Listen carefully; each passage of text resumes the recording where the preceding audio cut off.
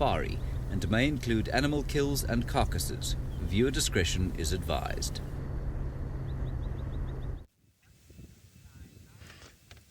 Look at that.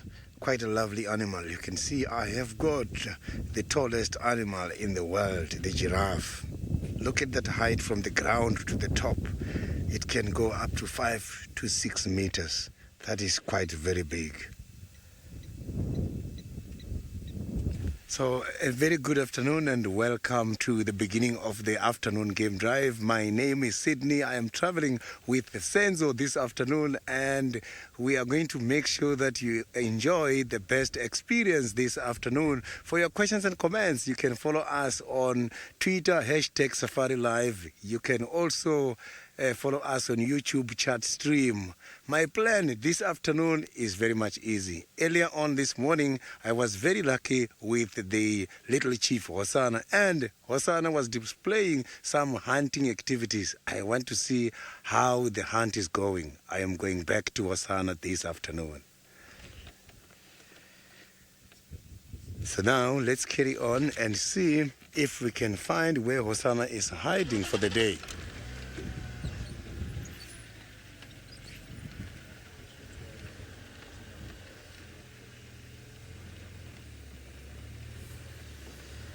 So now let's go to the luckiest presenter at the moment. David in the Maasai Mara has got the beautiful head of the elephants.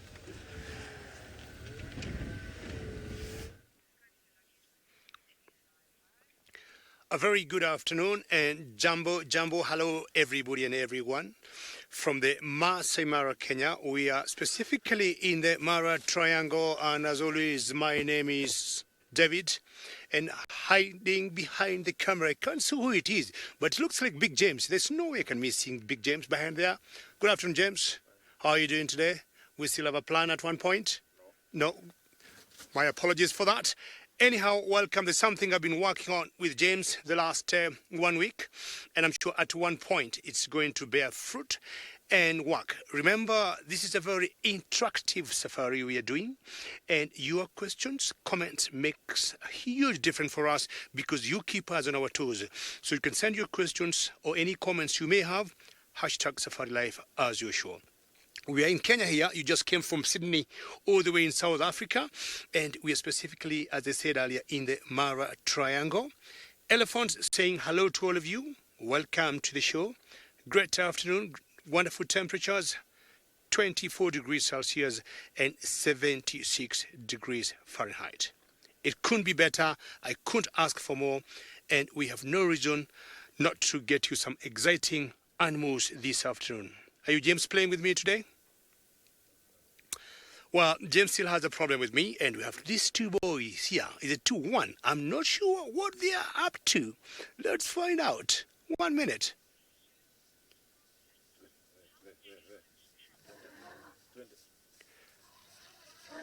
Hang on, sorry, look, go again for that question. We have some Ellies just running towards us.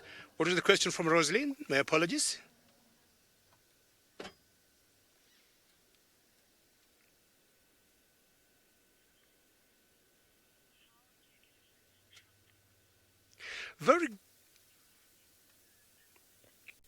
Rosalind, I guess your question is, how do elephants trumpet? And if that's your question, if you listen carefully, they're just doing exactly that. Those elephants you see there, Rosalind, they first came running towards us. I do not know what they saw. I do not know what they think we are. We were about, 200 meters away from them. And then they realized we are fine people. And they'll always trumpet using their mouth. And sometimes they rumble in their tummies. And you might hear them brrr, like similar to rumbling. So there's one here that is just crazy, high, wild, not sure what exactly she wants, but it's one female. And always what you do, the moment they understand what you're doing, you have no issues with them, they tend to relax. Relax, girls, we are all good, you are all fine. And I think in this small herd here, this is the matriarch. I might be a bit soft now, and she is the leader. So there's something they might have misread, either in us or in the car, or they saw us too late. But you can tell now they are relaxed and they notice or they think we are good to go and we are fine with them. Hello, girl. What could be your problem? Why do you look nervous? Why do you look worried? We just stood here. We're just taking pictures. Big James is just showing the wonderful people or viewers nothing but great photographs. Keep flapping. It's warm. 76 degrees Fahrenheit is a bit high, so you need to keep flapping to keep cool. And you see she has rounded all the elephants together because she is in charge. She is the leader here. And like, if you look carefully where she is about 1 meter ahead of everybody else. So telling the rest, stay behind, let me find out who these guys are, what's the situation here, and all is fine.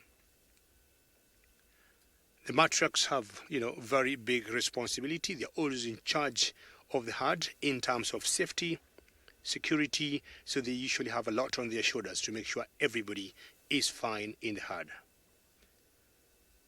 And the moment she'll pass a message to them, all good, start eating, start grazing, browsing, whatever we're doing, everything will be fine. But until she's sure, she still have to pass the message to everybody. Matriarch, all looks good. So again, as I said earlier, any questions you may have, any comments, please send them through. #SafariLive. Such a great moment, I think, the observing of silence. And definitely, they're still trying to digest who we are or what we are up to. Depending on the situation, you always, to me, I've found out in the bush, always stay or stand your ground. So long as you have not invaded the space of an animal, you have not offended the animal, just stay on your ground. He or she comes so close and we just stop. At times, of course, is big debate. You try to run away or start the car and take off. That way, you might encourage the would-be animal to come chasing you because it will translate that to you being a coward. It's a lot of grass you're picking and putting it on your head, either to cool yourself or just to feel good. And you see now they're all turning around, they're going to graze, they are comfortable with us.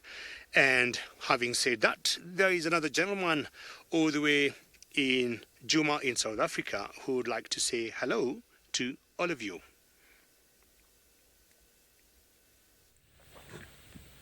Hello to all of you. I hope you are all very well. We're sitting here at an extensive waterhole known as Treehouse Puddle. There it is. My name is James Henry, and on camera, after a very long hiatus together, I have Willem Dorenbraak with us. That is his extra long thumb. I'm not sure if you remember how extra long his thumb was. It is as impressive as his lamb chops. Good. Nice to have you with us today. Our plan is not to die from heat exhaustion. That's the first thing that we're going to try and do today. I think it's about 34 degrees Celsius or so. There's the sun. That's what's making it hot, of course. And that puts us around about 85 degrees Fahrenheit. It's not actually that hot. It's not too bad. 89 degrees Fahrenheit. Okay. Our plan is to see if we can see Tundi, the 12-year-old queen of Djuma. We'll see if we can find... Oh, it's 92 degrees, actually. We'll see if we can find some of her tracks, and perhaps she's come down to the water. Perhaps there'll be some elephants having a drink. Who knows? At the moment, things are very hot and very silent and very still. But for a little northwest breeze, indicating that we do not have a cold front on the way here.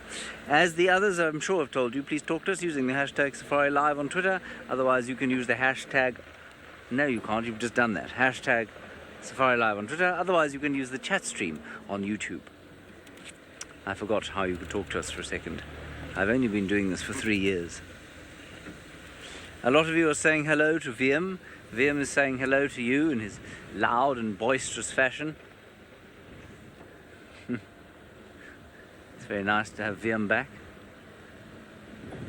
playing his interesting selection of music in his room of an evening, lighting the goblet of fire every evening, which is a goblet of fire made from acetone while we eat. It's always nice to have the slight whiff of nail varnish remover in your nose as you eat your steak. That's always quite nice.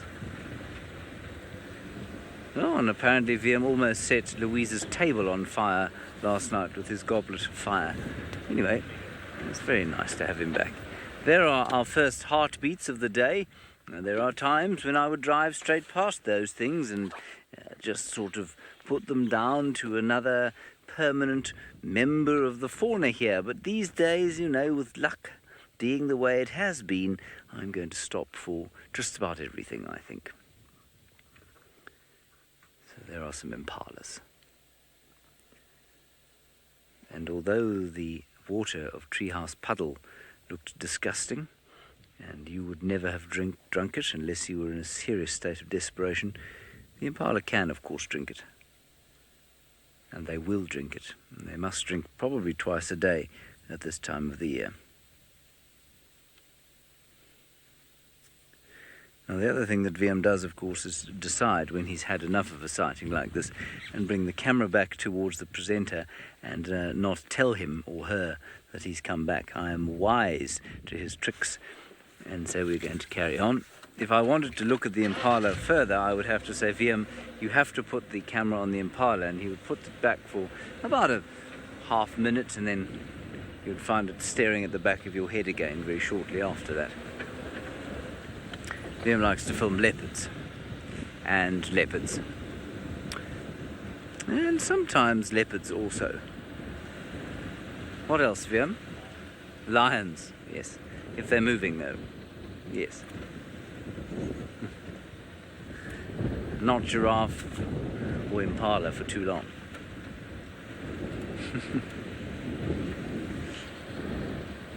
All right, Sidders is going off towards another waterhole, Buffelshoek waterhole, and he's going to see if he can find Hoshana over there.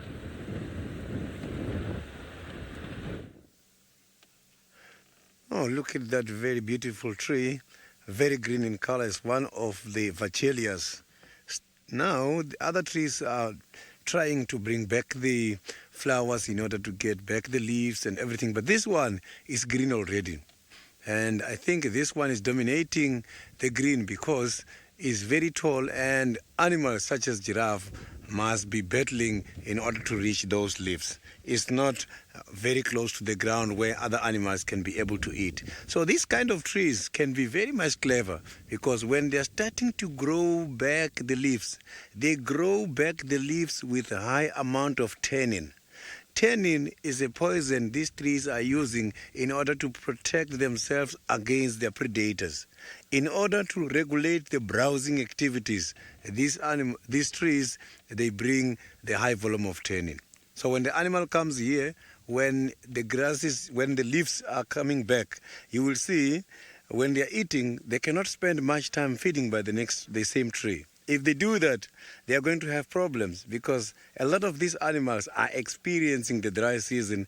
Their body functioning is not strong as during the summer season. So it means now they have got a huge responsibility of dealing with the tannin. And some of these animals, they experience something which is called bloat, because when the trees are starting to bring back the leaves, the animals get too excited and even eat more than expected. And they experience constipation.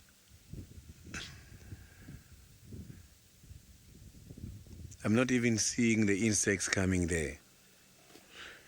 So animals don't like the trees which are over 5% level of tannin, because those trees, to them, they don't taste nice. But anything lower than that, they get excited, come and feed. So I will be heading up now to the Buffelshoek Dam, where I'm hoping to begin my trekking activities from.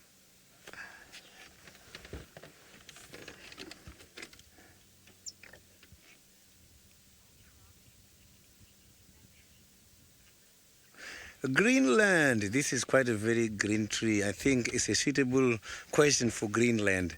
The animals don't get sick because as soon as these trees start to get bitter, the leaves, they avoid it. So they don't get forced to feed until they're right.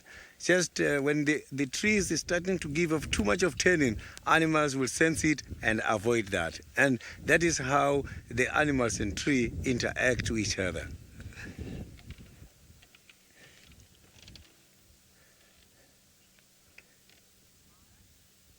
So now, let's go back to David in the Mara and see. Maybe he's still by the elephants, or maybe he's got something new at the moment.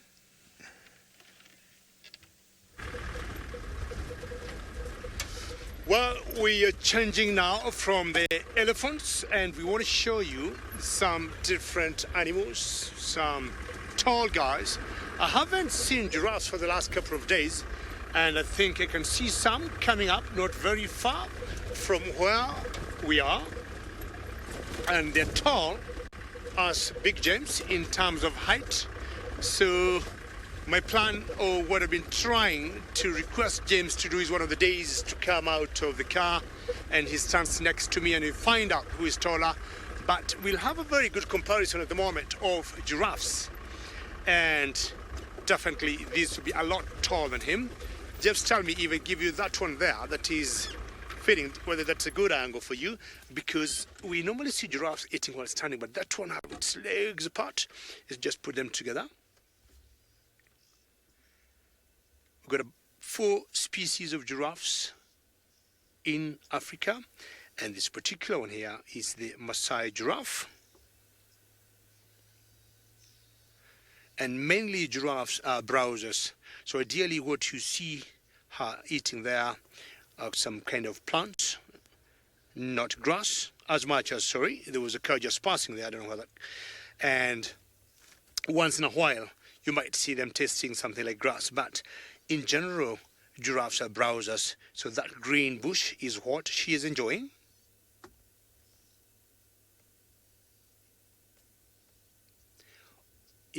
Always going in big herds, anything from 5, sometimes up to 50. The largest herd of giraffe I've seen, about 50.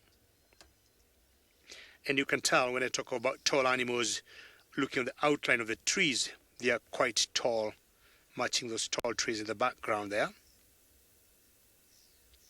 Very majestic when they walk. We have always said when giraffes walk, let's see, we can see the one behind that one walking. They'll always move 2 legs of one side at the same time, that we call ambling. That's a very special way giraffes will walk. So we've got 2 that are walking majestically there. Let's see whether they come towards us. That's very good. Keep walking. And then if you look carefully, it's like they move 2 legs of one side at the same time.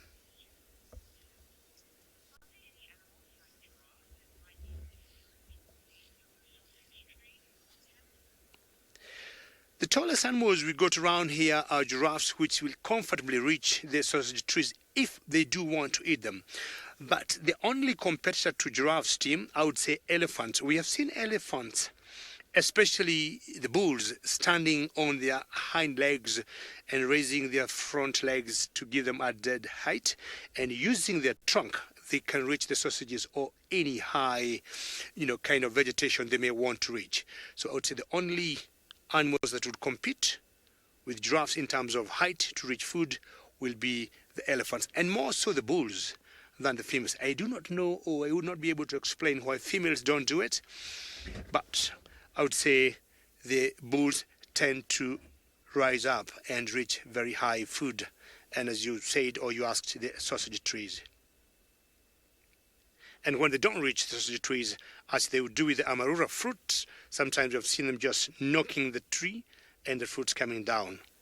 And unlike the amarulas that you get, south side of Africa, the sausage tree, it's very difficult to come down. They really have to bring it down, and that's why they either have to use the trunk to bring it down, and the only nutrition value I would say the sausage trees will have to the animals here will only help in digestion. They got lots of fiber, the sausage trees. So definitely that bush have something very special.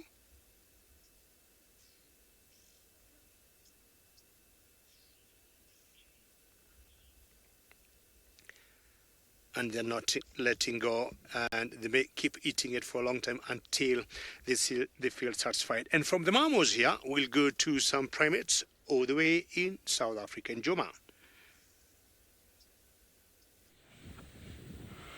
There is one primate of a group of primates sitting eating some jackalberry fruits. There you can see them hanging there. little orbs of green and gold. They are a great delight for the monkeys and baboons. Not so much for the human beings, because they simply are not ripe enough for us yet. They taste extremely mouth-desiccating at the moment. But for the monkeys, they're used to that sort of thing.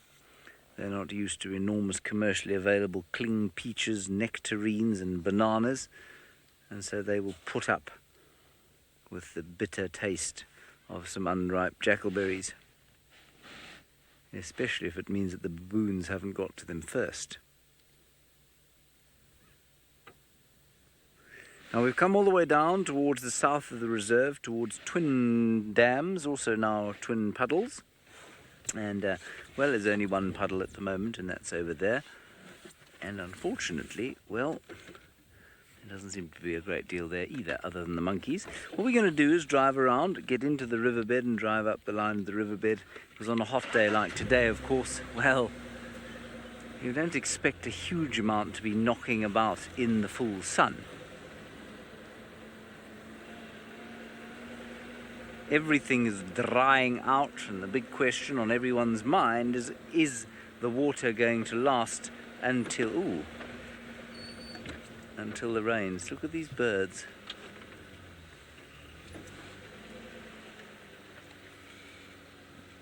Oh, don't be silly. Stay still. There's some water thickneys, everybody, which we don't often see in the day. Have you got a shot there? See that one?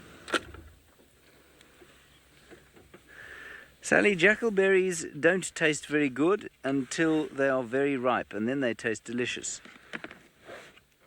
They taste sort of sweet, honeyish flavoured. They're a bit flowery, but they are nice. At the moment they're not ripe though. That is the water thickney. It is called the water thickney as opposed to the spotted thickney because it lives by the water. There is his lover, or her lover. And why they're called thick knees, I couldn't tell you. They don't have particularly thick knees, as far as I can tell. They used to be called dukops, which meant thick head. They do have a slightly thicker head, I suppose, than some other coursing birds, like the plovers.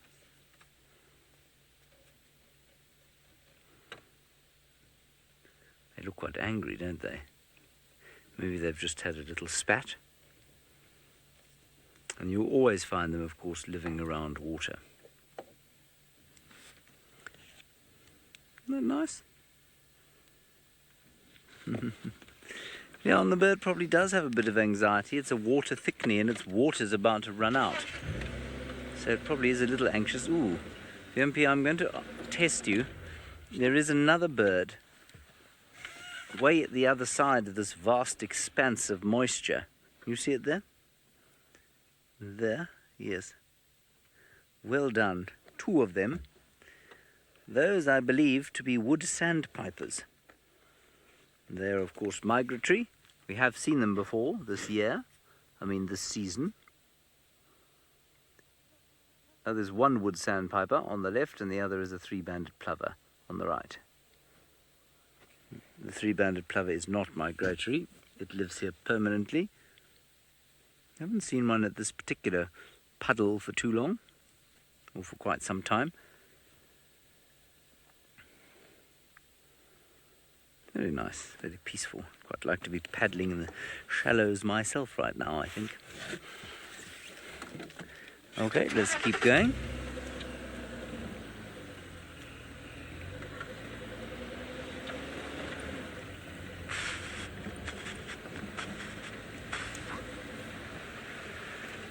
We'll just get into the riverbed now where it will be cooler and I think we'll be more likely to find some decent tracks. In the meantime, Sidders is still out looking for Hosanna in the far northeast.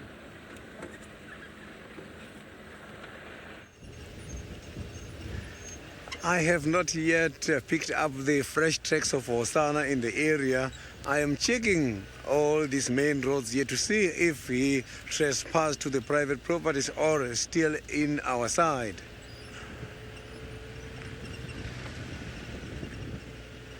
But I'm sure he's resting at the moment. Or maybe he has been successful shortly after I left this morning.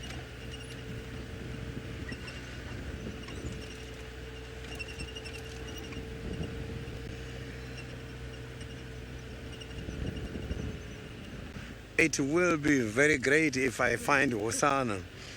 Specifically, if I find him before taking down something. I really want to see Hosanna taking down something today, because this morning I was very convinced he was stalking some of the animals. There was a group of Nyalas there, and he also missed a small daycare.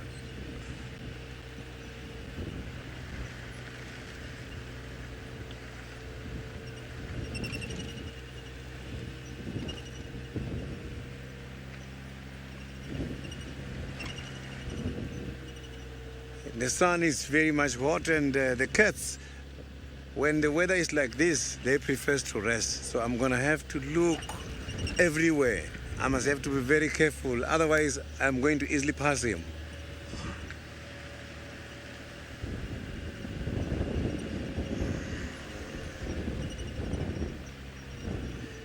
So now let's see, David has got one of the lovely eagles now by the Mara.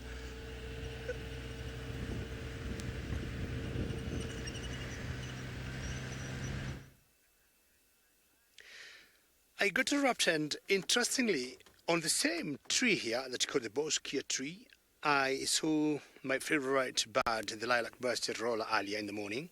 But now it has been patronized by a different bird. This is a raptor, and this is the long-crested eagle. Long-crested eagle. And as the name suggests, you can see the crest, how it pops up from the head. And characteristic of all birds, the hooked beak. And in general, these eagles, you'll always see them on their own. Very unusual to see them in twos. They rarely pair. And what they'll be feeding on, or from where she is, could be looking for rats or mice. Any small reptiles like skinks, lizards, geckos, agamas. And got such a wonderful vantage point to look like 360. It can keep turning, looking down to see if she'll be lucky to get any food. And definitely there, James is showing you the beauty of the wilderness of the Maasai Mara.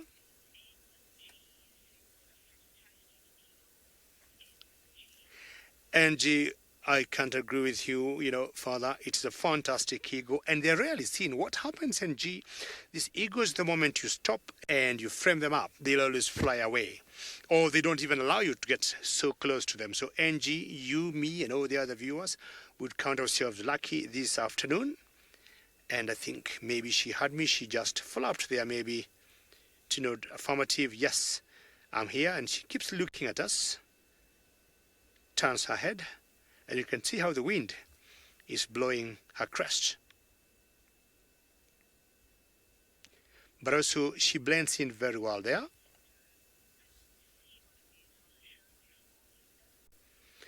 Linda, I'm not sure your comment was you haven't seen a long-crested eagle on the show before. And if that's your comment, I would agree with you.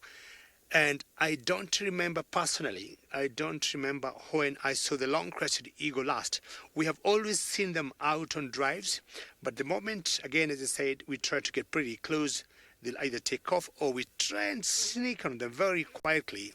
And the moment we got the barrel of the camera, or James will do what he does best, it flies away. So Linda, I think this is a great moment for you, me, and all of us, and I'm sure James is equally excited to see a long-crested eagle. When is the last time, James, you saw a long-crested eagle? Do you remember? James says he doesn't remember the last time he saw a long-crested eagle. So this is very lucky for us. And interesting, if you see them in flight, on the wings, they got like white wings or windows on the wings, while in flight, they look very different. There's a small little peck of white on the under coverts there on the feathers, but in flight it's very different. I'm just going to flip through my book as James keeps showing you that one. Hopefully she doesn't fly away, and I might be able to explain what I'm talking about in under a few seconds. And I'm looking at the long-crested eagle and 32, 35, 44. Okay. So we want to see whether they have a picture of her in flight. And that will be very good for her to see what I'm talking about. Maybe not this page. Long-crested eagle, that's number one. Let me look one more time. Don't go away, James. Keep there. Thank you very, very much. Okay, 35 or 32. Let me see, 35 or 32. Okay, I think I've got the right page now. So, not exactly what I'm looking for. So number 14, I think this is what exactly I'm looking for. James, I'm sure you're kind enough. If you come here, and my book will be able to show what I was talking for, or what I'm talking about. So number 14, right there. Okay, very good. Keep coming. That's the very bottom one there, James.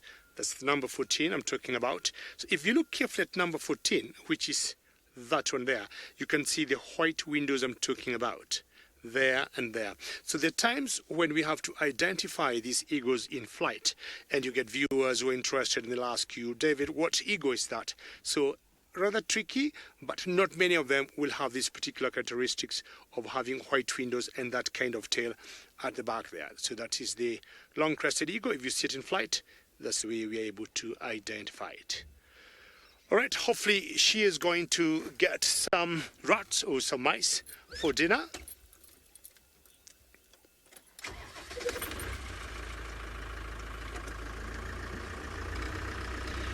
Mesh 0. That's very good. I'm sure your birds list will get better now.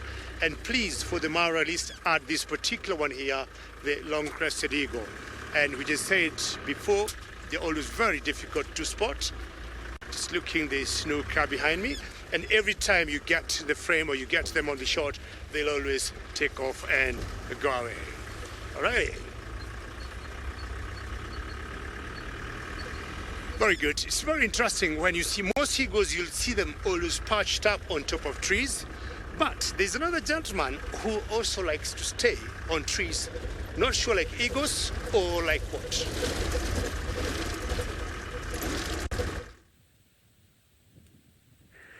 Now, I have tried to eat these things in front of you before, but we do have a guest on the back of our vehicle, Kenny, all the way from North Carolina, sitting on the back of the car today. He is, of course, a Safari Live fan and Dive Live contributor, and that is why he is sitting on the back of the car with VM. And I thought we'd give him some jackalberry trees, so that's what I've come up here to do. While we were off air, I found a couple, and I fed him some, and he's now lying down next to the car, basically retching and shouting about why it is that we brought him out here so that we could poison him. And that is simply because they are not ripe yet. And as I tried some from the other tree not far from here a little while back, they are extremely kind of desiccating in the mouth. They do have a sweetish taste. If you just touch them to your teeth, there's a real sweetness there, but then it sucks every little bit of moisture out of your mouth so that it's really just not worth eating. And how a monkey manages to eat these things without feeling ill, I don't really know. And I suspect that's why there are so many left on the tree. That is because, of course, they are not ripe, and I don't think that the tree is perhaps ready to let go of them just yet. They can be delicious, but I suspect, as I said to Kenny, that it's when they're overripe, they become quite flowery, but their sweetness and that horrible desiccating flavour goes away. All right, so that is the jackalberry tree, that is the fruits, and that is why I'm up here. It is a wonderful tree to climb. I have seen any mammal life other than the monkey. So now I shall attempt an elegant dismount. Not sure how elegant it's going to be, but gravity will help me with the rest. Also, there we go. We're almost there already. Can you believe it? I think this is the difficult bit. Not too bad. Still relatively elegant. Liam, you don't sound that impressed with me. It looks like Hosanna, does it? That is definitely not a compliment.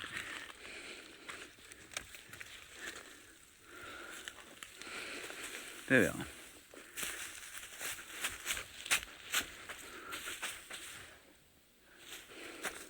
Okay, on we go. We also did that segment, of course, because it was in the shade and it meant that we could stay cool while we did it. Let me plug myself back in and continue. Not very nice.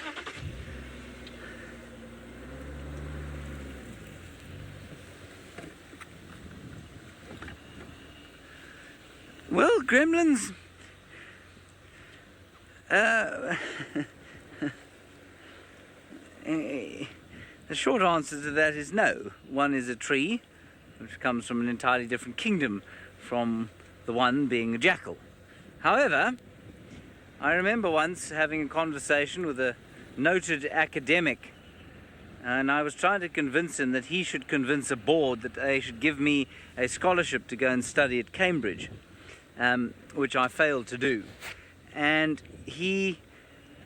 I said to him, you know, I just find it so fascinating that a chimpanzee is 99.6% related to a human being. I mean, they're that close to each other. And he said, yes.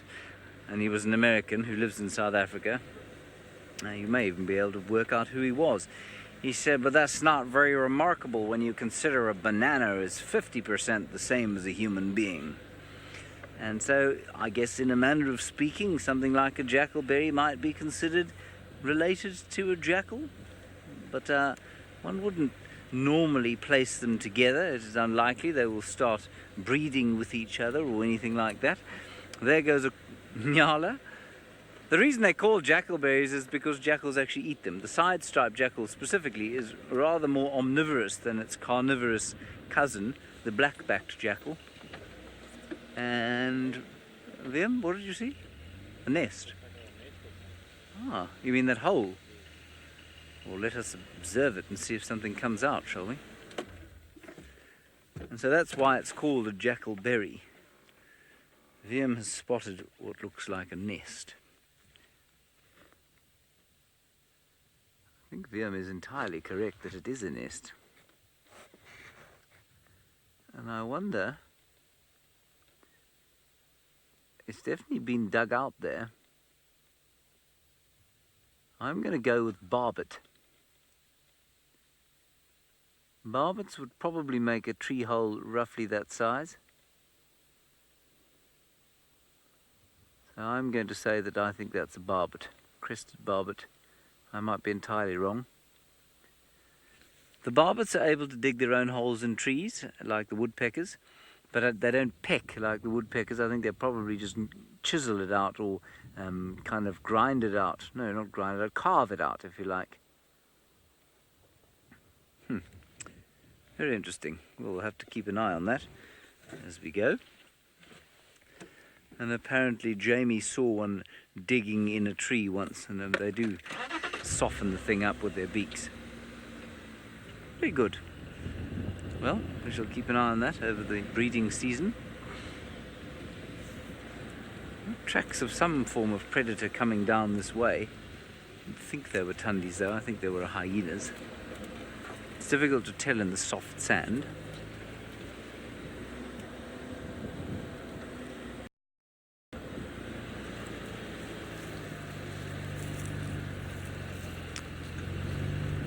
Alrighty.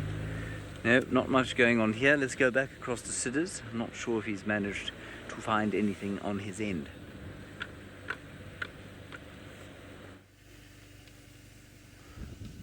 I am still looking for the tracks here where I am right at the same spot I left Hosanna earlier this morning.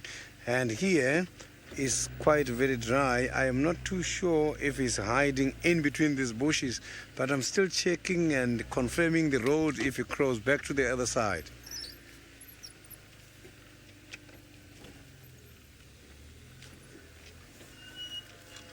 He must be somewhere in here.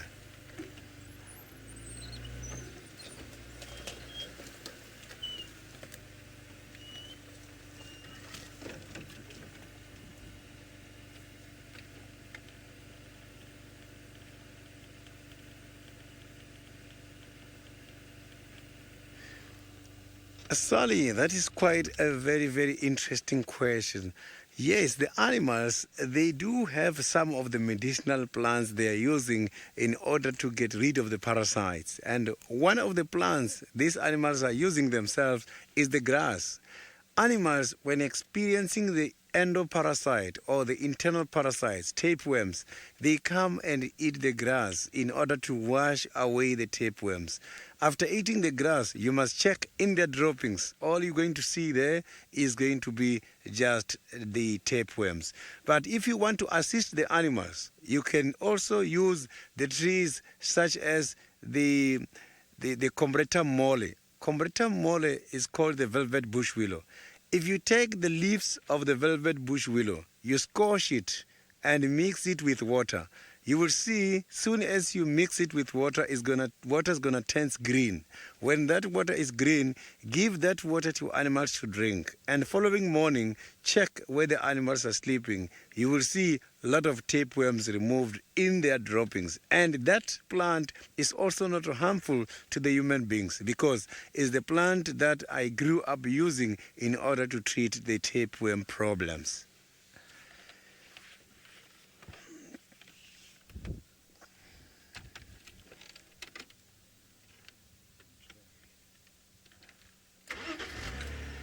So I am going to have to now try and check the other side of the dry riverbed, as that is where I left him.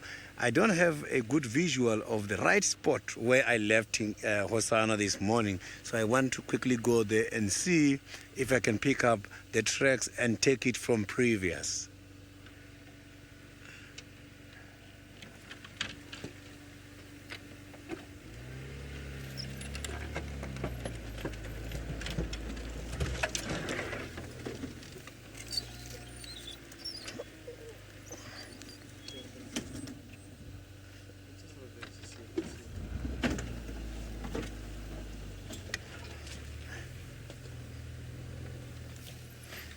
So now I will be here searching the dry riverbed, but while I'm checking here, let's see David, who is somewhere around the active river, not the dry river like I've got. Good luck, Sydney. I know you're always a very successful boy, and we have now come to different habitat.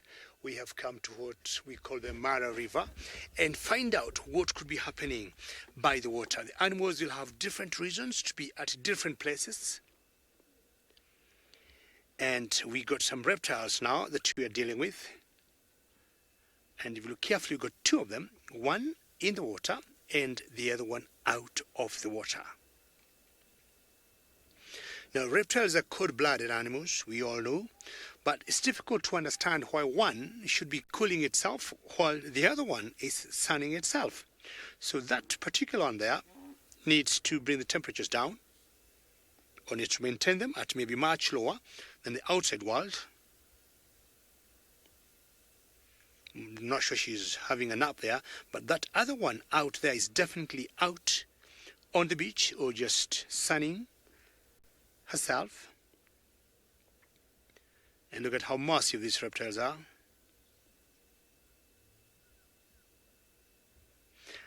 You'd wonder how I've always thought, when the crocs are out here and they nap, or they end up dreaming, what would they be dreaming of? This is part of the Mara River that's very famous when it comes to migration. We'll get thousands of wildebeest and zebras crossing this river. Yeah, Louis the Final Control thinks they dream about croissants, if I got that right. And that is interesting, if they dream about croissants. I don't know. I would say they dream about cupcakes. Because cupcakes, there could be a challenge of trying to remove the wrapper, maybe. And maybe they also dream of, wildebeest coming to cross and getting them, breaking their legs, and without using so much energy, they're able just to jump on them and bring them down. Some of the animals, I think, in the whole world that have very, very strong jaws, especially the Nile crocodile, which is what we have here. And I'm trying to imagine the Nile crocodile, the naming of these crocs. Is the Mara River originates from some parts in the Rift Valley in Kenya, and it drains in a lake called Lake Victoria. Lake Victoria is a lake that is shared by Kenya, Uganda, and Tanzania. And Lake Victoria is the source of the Nile. So not sure that's why they call them the Nile crocodiles, but we got different crocodiles, and these particular ones here, we call them the Nile crocodiles. And what I'm trying to say, if you drop or you get a dye here and a drop of water, give it a color, say like red, and then it makes its way, it's going to leave here where we are now, all the way to Lake Victoria. Then Lake Victoria, that's the source of the Nile, it will go all the way to Egypt. So the water that we are watching at the moment on our left here, it goes all the way to the Mediterranean Sea. So you can see how in the world we are connected, as much as we are like thousands of miles from each other. So there's some hippos from a distance. I don't know how far you think those hippos are to the left there, James.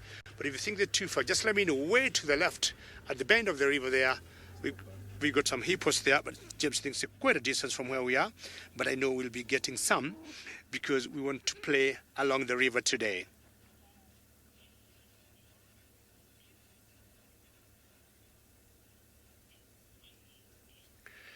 And Jeanne Lou, she asked what goes down the Mara River.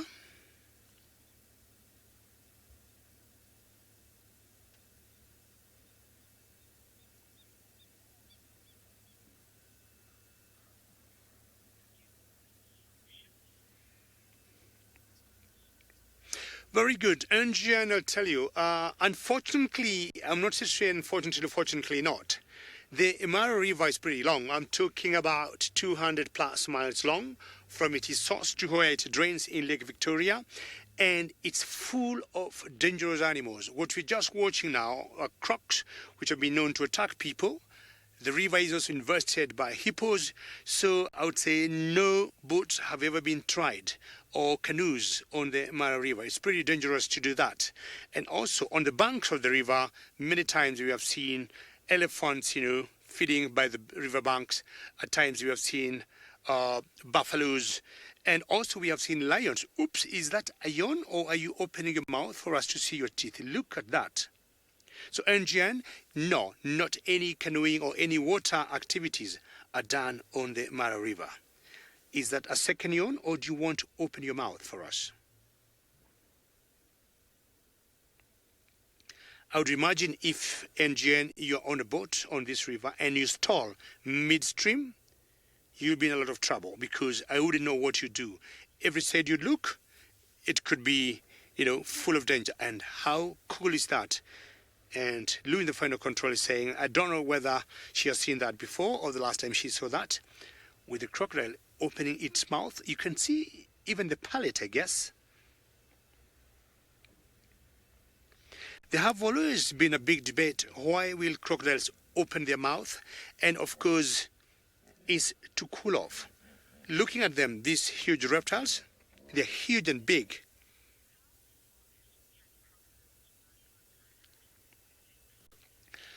Alex, I would say crocodiles are not as fast. And my guess, though I'm not very 100% sure, I would give them 10 to 15 miles an hour. They are a bit slow and sluggish out of the water. So my guess would be 10, 15 miles an hour. I may be able to confirm that for you later, but they're not as efficient out of water. In water, Alex, don't take any chances with these reptiles. They would easily kill anybody. You see how they turn around when they see wildebeest trying to cross, or the zebras. And also underwater, they're pretty fast. They move very, very quickly because they can float, they can swim, just like the lizards, but on land they're rather slow and not as fast. So I was talking earlier of the debate of why crocodiles will open their mouth, and I said it's because they need to cool off. And the debate has been, if they need to cool off and it's too hot or too warm for them, why don't they get in the water like the one we see in the water? And some people, have always said they're just basking, not actually cooling off. And if you look carefully inside the mouth of that guy, as much as you can also see the teeth, crocodiles do not have tongues, and they got a huge muscle like a tongue that is glued to the lower jaw. So when crocodiles feed, they do not chew their food. As much as you can see teeth from here, they tend to cut meat or whatever food they have, be it fish, into small pieces, and then they swallow it. So my thinking is they'll stay out of the water, warm up, and heat their scales to get enough solar energy, which they may use later at night to help break down the food as enzymes in their tummies. Hippos are coming up. These hippos have not been here since you've been here, so they've been laying under the water there, and they thought we should just pop up a little bit and say good afternoon. As much as you're talking about the crocodiles, we are also here.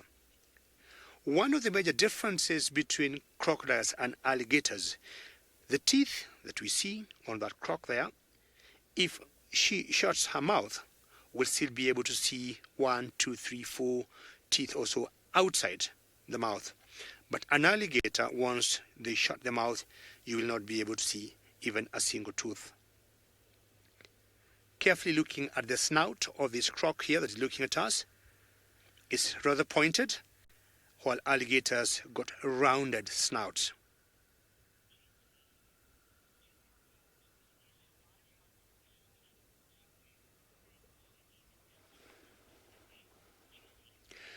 Jesse, crocodiles in general do not depend on the migration or the wildebeest when they are crossing the water. The Mara River, for example, has lots of different types of fishes. I'm talking about catfish, mudfish, grammies, tilapia. We got lots of fish, or lots of aquatic invertebrates in the water. So they do not entirely depend on the migration. You'd imagine the migration will come to the Mara once in a year. What would happen the next few days? Oops. So that hippo just poked that croc, and I'm sure that croc must have been napping, and it is scared her so much, and she just disappeared. So yeah, they'll feed on fish, and they do not need so much to live on or to feed on. A small amount of food, a croc would comfortably go for 3 months without eating. I was talking about crocodiles being very good swimmers, and you can see her. She's just swimming and going away from the hippos. Those hippos were so close. I don't know whether you just heard her. That was another group of hippos from a distance. They live very close to each other, but the other day, a friend of mine witnessed a wildebeest that was crossing the river, and the crocodile pounced on it, caught it, and just before it killed it, the hippos went and intimidated the croc, and that wildebeest survived. That was very interesting, as much as you see them living close to each other as good friends. Hello, hippo. Just come up and have a breath. We usually think 3 to 5 minutes. They'll stay under the water before they come up to get some oxygen and expire a bit of carbon dioxide.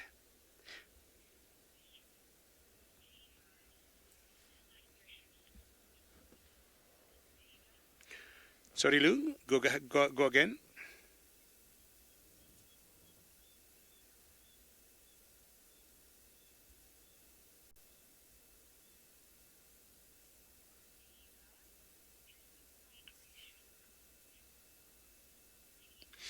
Tiva, the migration is still on, and the Maasai Mara Game Reserve and more so the Mara Triangle where we are, it's huge. So it depends on where we are, and as I said earlier today, I might be spending most of my afternoon along the river, and I might chance to see if you're lucky to see any wildebeest crossing the river or any zebra. So the migration is still on, and we think the wildebeest and the zebras, the bigger herds of them, will stay here until maybe late October. They came in very late, so we'll not be surprised if they stay in through late October or early November. So she just shut her mouth now, meaning she has cooled off. If you could be lucky, James, if you go back to that croc, just go to the mouth and as close as you can, see whether we might see what people have spoken of when they say crocodile tears. So looking at that reptile there, you can see it's full of scales, and that is not type of skin to perspire or to breathe to bring down body temperatures. But once in a while, when it gets very hot, they say right below the eyes, they got two sweat glands, and that's where they would perspire from, and they lose sweat to cool off. And because it's very concentrated, something like nitric acid, it builds up, like from the eyes all the way down towards the mouth. And there have been this, saying, people have said, you're shedding crocodile tears, and I think that's where it came from. So looking at a crocodile, you might see like tear marks all the way from the eyes, two black lines, either crooked or straight, streaming down. So actually not tears, but sweat coming down, and that's where the saying crocodile tears came from, fake tears, not actually true tears. Ideally, crocodiles will not be crying, but that's where they'd be able to sweat from and cool off.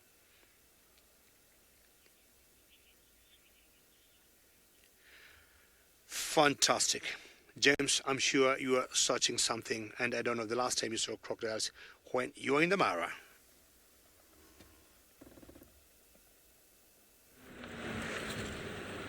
Now, the last time I saw a crocodile, David, interestingly, was in Chitwa Dam, and it was acting like a Mara crocodile, of course, and it caught itself an impala that had been chased into the water by wild dogs.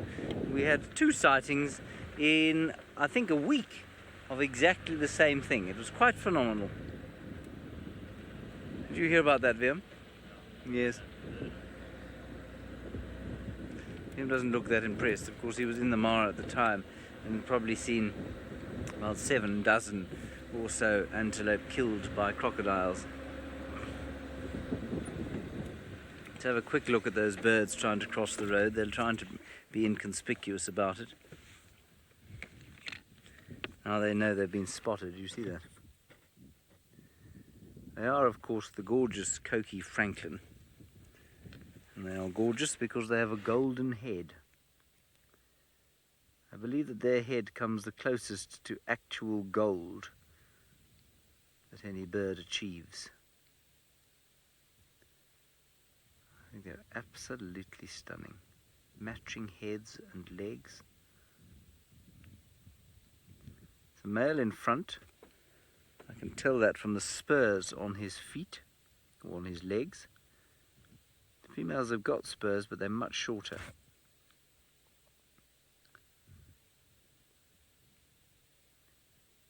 Except that those females don't look like females at all. They're all 3 males, but the one in the front's definitely got longer spurs than the other 2. Let me just quickly go to my bird app. The female's head is completely different from the male's.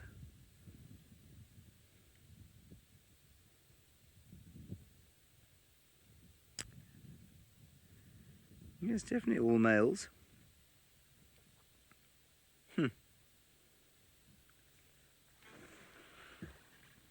Looked to me like the one in the front had much longer spurs on the back of his feet, but maybe I was just mistaken.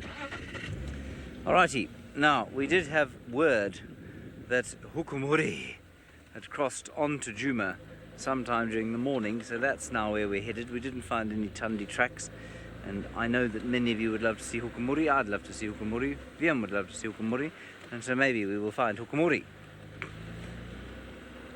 if we are very lucky. Whether or not we'll manage to find him, well, that remains to be seen. Especially in heat like this, I suspect any self-respecting leopard is fast asleep in some shade. But we might be lucky. Apparently he had his kills stolen by some lions. A lot of you wondering what the francolins do with their spurs. Well, they fight with them. Same thing that a chicken does with its spurs. Cockfighting, which of course was the setting of two vicious male chickens against each other, was achieved with the use of spurs. And they've got these sort of long spurs, really, like an extra claw on the back of the foot there. The little raptor. Oh, are you going to land? You are going to land. Unfortunately, in that kind of light, it's going to be very difficult to identify you. What are you eating? A lizard? Oh, there was a lizard. I think that's a little shikra.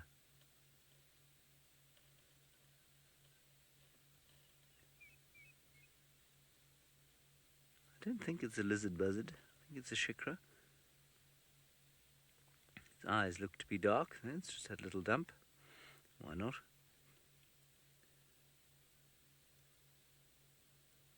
And off he goes. Into the sun. Very nice. Looked like quite a delicious lizard he ate. Not sure what lizard tastes like, actually. Chicken, I'm pretty sure. So those spurs are used, of course, for fighting, much as they were in chickens, as I said. All right, Sydney, still searching, much like us. I would like to tell you how that's going.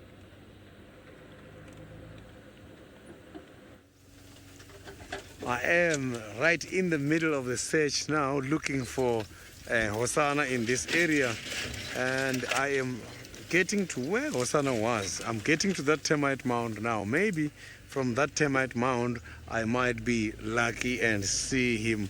And around here I can see that there's quite a lot of green trees. Maybe he's hiding somewhere here.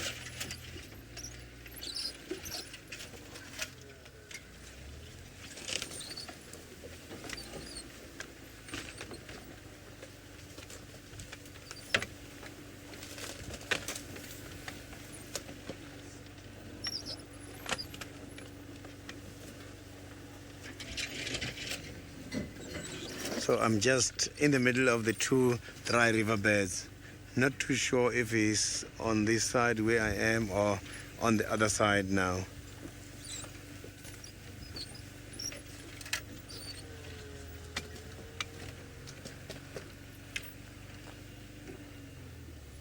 So this is the area where I left him this morning.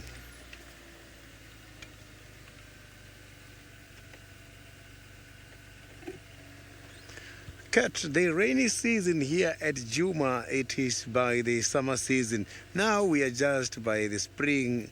But during the spring, we do sometimes receive rains. Like a few days ago, there was a little bit of showers. But the heavy rains, they are expected to be here during the summer season. End of October, December.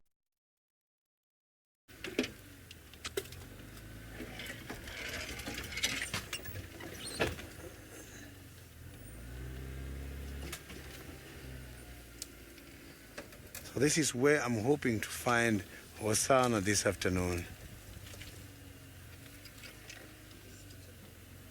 So this is the termite mound where he was lying when I left earlier this morning.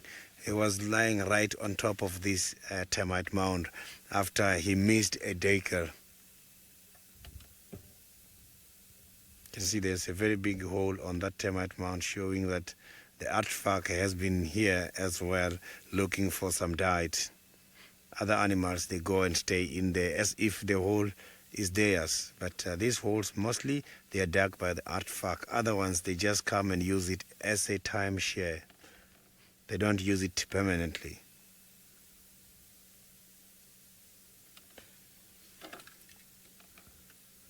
It's very much quiet here where I am, so now I'm just gonna carry on and see if I can find something. So now, while I'm checking Hosanna in this area, I am going now to David, who is having some zebras by the Mara.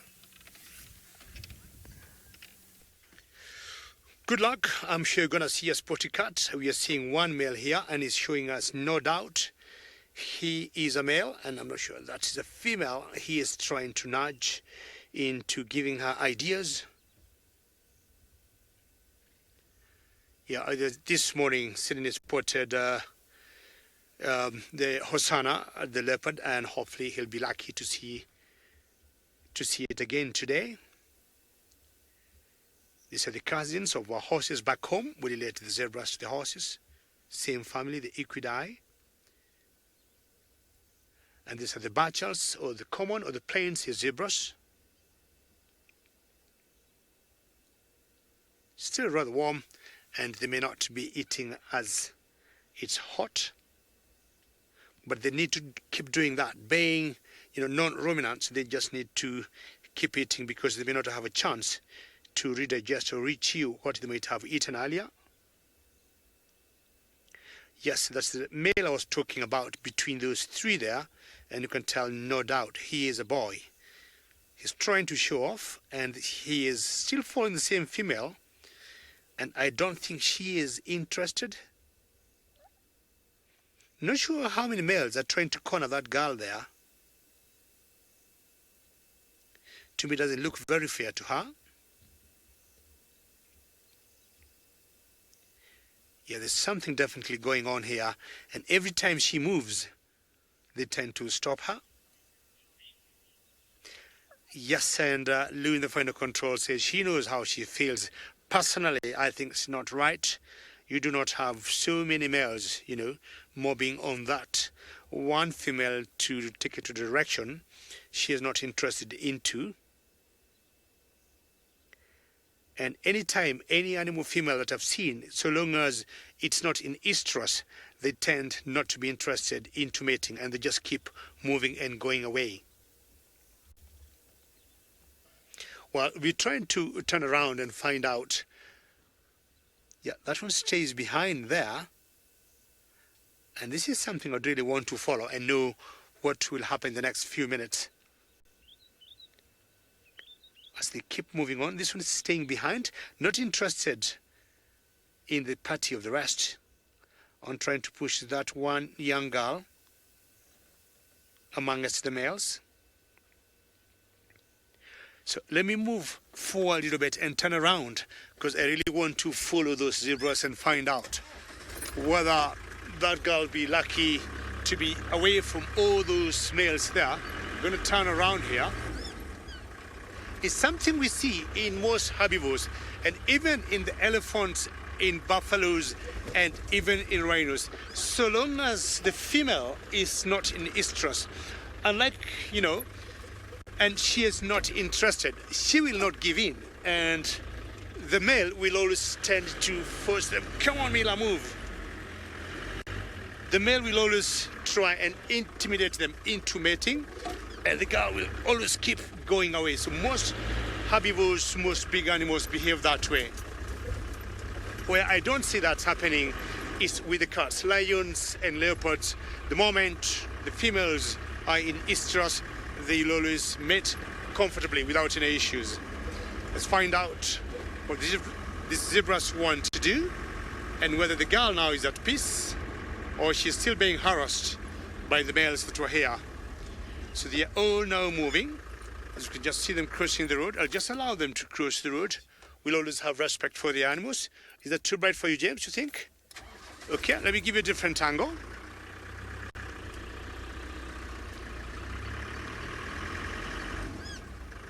So we're just going to allow them to cross the road. Gary, zebras are very fast. There's another group to our left there, and I'm just going to confirm that to you in a minute. But I think zebras can do comfortably 40 miles an hour. 40 miles an hour, and they're very fast.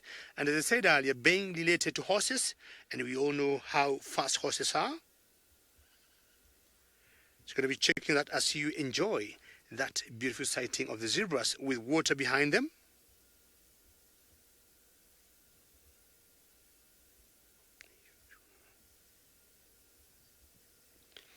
How beautiful sighting that is, eh? I wonder why they're not drinking where they are.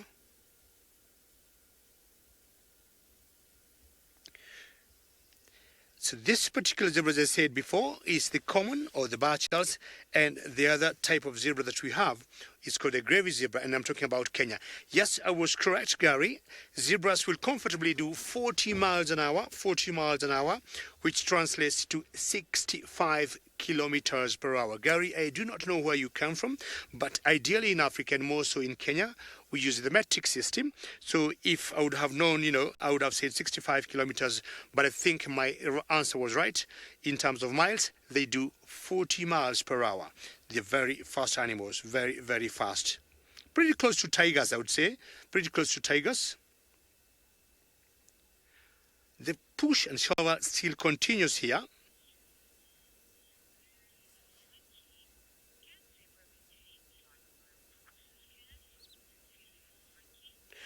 True monkey, yes, they can be domesticated, just, like the horses. But the challenge is, zebras got very soft backs. And it's very difficult, for example, to either ride on them or to have them, say, pull luggage like donkeys. You have seen donkeys, like in the villages we come from, we use donkey carts. And when the women, unfortunately, go looking for firewoods, and they'll have it on their backs, on their head. The men, we are a bit selfish. Of course, not me. We'll always either use wheelbarrows or use carts that are, towed by donkeys. But what I'm saying is zebras got very soft backs, and it's very difficult to use them or to domesticate them. The other type, the other species of zebra that we find in Kenya, and I'm talking about the northern part of Kenya, it's called the gravy zebra. That has slightly bit stronger back. And what we have seen some experts do, I'm not sure to call them experts or not, they have crossbred that particular zebra with horses. Just like, people have crossbred horses and donkeys, and have gotten mules. And the progeny normally stops there. So the crossbreed they'll always do between the gravy zebra and the horses. They call that hybrid the zebroid. So the zebroid is much stronger than the ordinary zebra, and people have been able to ride on them. So you go to that area, the northern part of Kenya, you'll see people being able to ride on them. But the ordinary zebras that we see here, it's rather difficult for people to ride on them. Well done. Zebras, wildebeests have always been known to move together, and especially this time around for the migration. And you have always thought during the day, the wildebeest, take care of the zebra. Scratch my back, I scratch yours. You can hear those buffaloes there making noise.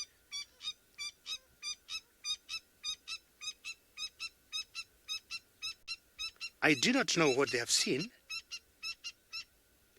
And we call them cocky francolins. So the cocky francolins, they must have seen something. Or when they get, skittish. Or when they see, for example, jackals have been known to eat their eggs. They become irritated. They go like that to just get them away. How wildebeest? The river is not very far from where we are. We'd want you to go and cross the river and maybe be lucky to see one of the crocodiles getting one of you down. So the situation now seems to have calmed down. But if you look carefully, it's only one zebra there that is feeding. The rest are not. And I think they're still wondering what to do with that one girl that they've been pushing around. And I think the push on shovel again is just about to start. Look at that. Either she is too young, not interested.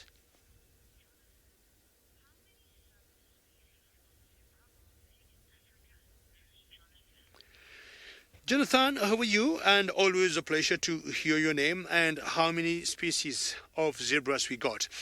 In Kenya, we got two. We got what you have on your screen now that we'll either call the common zebra, as I said earlier, or the barchal zebra, or sometimes what we call the plains zebra. If you go further north of the country, that's the northern part of Kenya, or in the northern hemisphere, or the north of the equator, we got the other type we've been talking about, that's called the gravy zebra. So if you go further south, we have what you call the grand zebra, but also we have another species that is called the mountain zebra. And I think there's another subspecies of the mountain zebra. So I would say three types of zebras: the common, what we have now, the gravy, and then south you'll see the mountain zebra that also have a subspecies of zebra. All right, so we could maybe having 3 species of zebras. Okay, time to move on. And looking at zebras again, we have seen a particular animal that we call okapi, Jonathan. And okapi is like half giraffe, half zebra that you'll see in a country called DRC Congo. Very good. During the migration, we'll always see many vultures following the lions after they make kills. And I think James could be having something equivalent to that.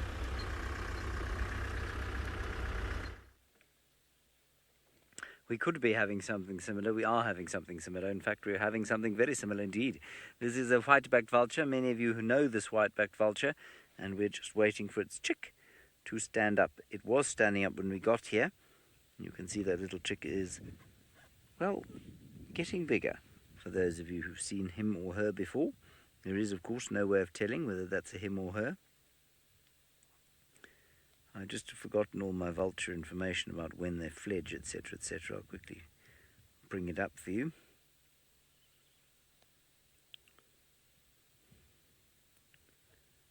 Right. General habits, foraging and food, we know that. 10 pairs, loose colonies. Monogamous, they are monogamous, of course, we knew that. VM says, of course, that they nested in this nest last year. I didn't remember that. Most of the nest built by the males. And here we go, development. 3 days to hatch. What? 3 days to hatch? Egg takes 3 days to hatch. Oh, no, okay, right. Oh, sorry. So incubation is 56 days. Incubation is always 2 months. But it takes the egg, it takes the baby 3 days to get out of the egg once it's decided that it wants to get out. Okay, I understand now. Nestlings or the adults eat the shell. 3 weeks, the second dense dark brown down appears. At 5 weeks, feather quills along the main dorsal and wing tracts. At 9 to 10 weeks, upper parts fully feathered. Now, I don't think we're quite there yet. I think we're somewhere around 5 to 8 weeks. The nestling period is 108 to 140 days. So that's about 4 months or so. Tightly brooded by both male and female.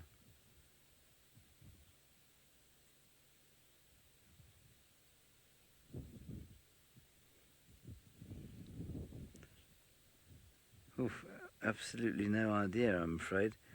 I couldn't begin to tell you how long the egg is inside the female before she lays it after fertilization. So, I mean, obviously fertilization happens internally, and then the egg must form.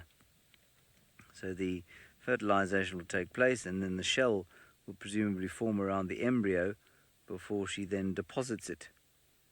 But I couldn't begin to tell you how long that process takes. It's a good question. I'm afraid I have no idea.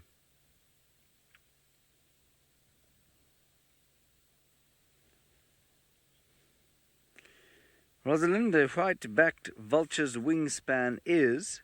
Are you ready for it? Here it comes, here it comes. 2.2 meters. Now that is about... that must be about 7 feet. Yeah, 7 feet. So it's quite impressive, really. They're pretty large. I mean, they weigh around 5 kilos, which is about 10 pounds. Just over 10 pounds, actually. So they need quite long wings to keep them up, soaring on the thermals. My throat is still raspy from that vile jackalberry fruit.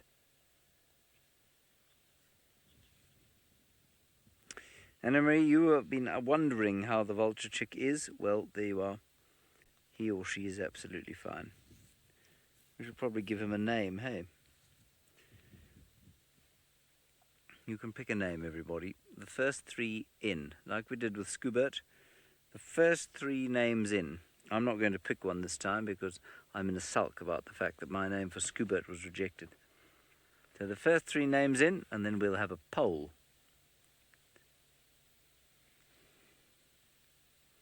The first three names in. Come on.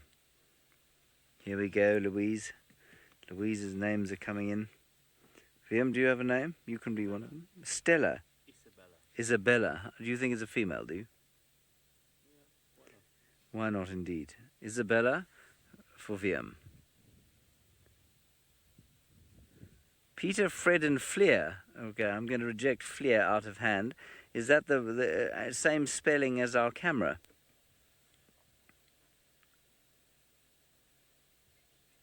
Oh, that's quite nice. Okay, well, how do you spell it then? F-L-E-R. U-R. No? Oh, Fleur. F-L-E-U-R. I quite like that one. Peter, Fred. I think let's have Peter or Fred, shall we? Let's pick Peter or Fred, and then let's have Fleur, and let's have Isabella. I quite like that. VM, of course, just returned from the Mara, so he needs a bit of naming action. All right, so that's going to be the three choices, everybody. Isabella, Fleur, or Fred. Isabella, Fleur, or Fred.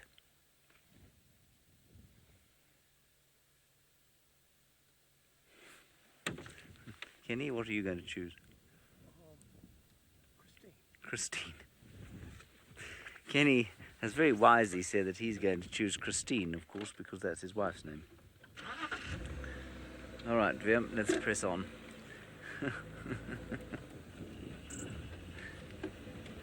He's a very wise man. I think I could learn quite a lot from Kenny.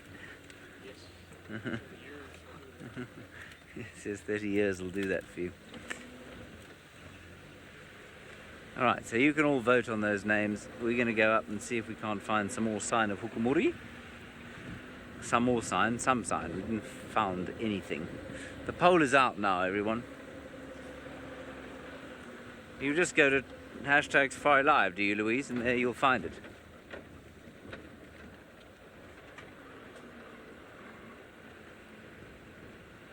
Yes, so all you do is go across to #SafariLive and you'll find the poll for the vulture's name. Jonathan, I do have a favourite bird species, and it's not very exotic. It's the Cape Robin. There you are. Cape Robin, followed relatively closely by the Currican thrush, both of which were songbirds that helped me through my times in Johannesburg and reminded me that the world was wild outside of where I lived. And that's why they're my favourites. We get the Currican thrush here, we don't get the Cape Robin over here. Both wonderful singing birds.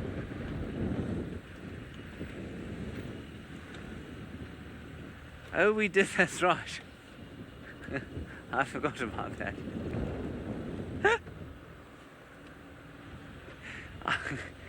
I forgot that I'd already named that chick Veronica. Okay. Well, we're going to have another double-barreled name like we had for Scoobert. Okay. I did call him Veronica, or her Veronica the vulture. I remember doing that now, and I remember saying, we'll never know if it's male or female, so it doesn't really matter. Veronica. I quite like that, actually. Okay, so we'll have to have a combo. Apparently Fleur is leading at the moment on the poll.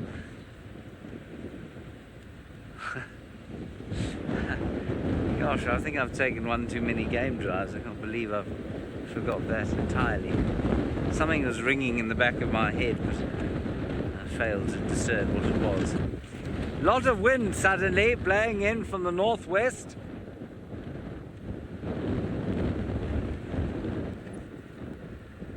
Yes, it's just too windy over here, so let's go to Sydney and hope he's driving in the other direction.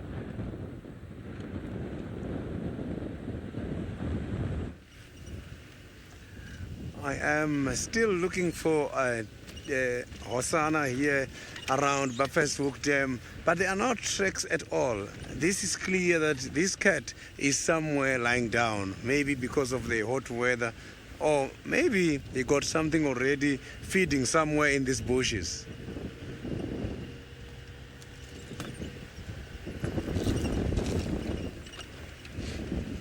But it's getting better now. The sun is not strong anymore. Maybe he's gonna wake up and start showing some activities.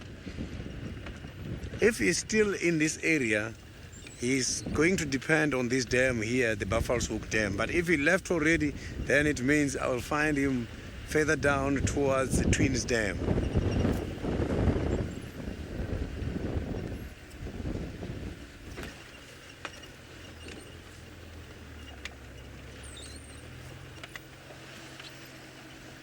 No tracks at all from Buffalo's Hook Dam. I tried all the road that are coming from the Buffalo's Hook Dam going towards the central, and there is nothing at all.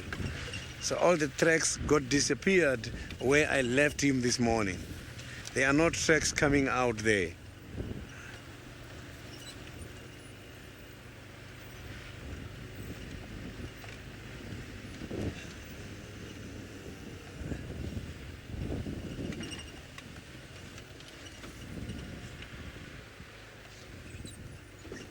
So we are in one of the areas where Hosanna prefers to hunt the most. He nearly caught a decker some time ago while I was here.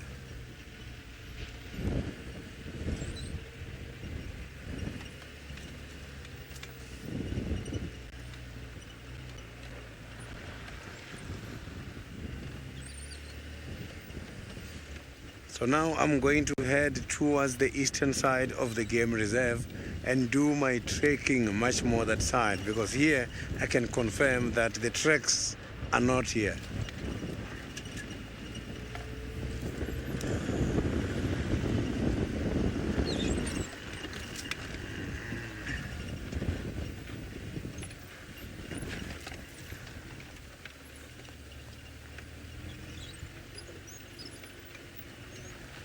So now I'm gonna check all the way down alongside the fire break and see if he didn't come up this side.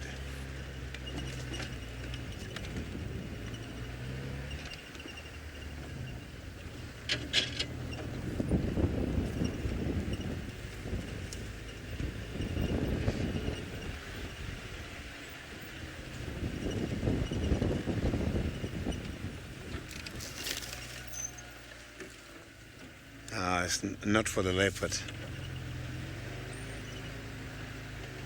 So it's just some tracks from some of the antelopes. Maybe they were avoiding him earlier this morning.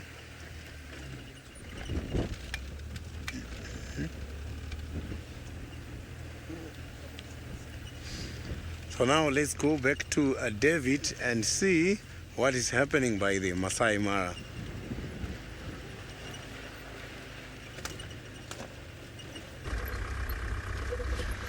Well, I'm sure at one point Hosanna will pop up from what I believe Sydney is good at, and saw him this morning.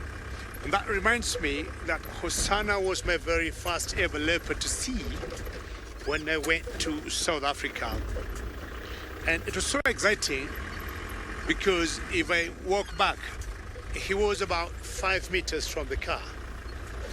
Personally, I thought my heart had come up to here and I knew I was done. But he was flat, asleep, eyes closed, and maybe dreaming. Well, that's one big difference between leopard sightings in South Africa and here in Kenya, and more so in the Maasai Mara. Not sure to say whether we have no leopards, but it's always very difficult. James, I'm going to give you a very difficult job to do, but do what you can. If you put your extender right there, it could be very difficult for you, but just try. Just point up to that bush. Don't worry, let's see what you're going to see. But I got a feeling that's a rhino right there. Just move slightly in the bush there. Yeah, that area there. Let me just see whether I can see it again. That's a black rhino right there. It's good. Yes, well done. Well done. I stopped about talking leopards, and let me talk of something that I can see. Thank you, Hosanna. But we got a black rhino. Not sure to the left of it is a calf.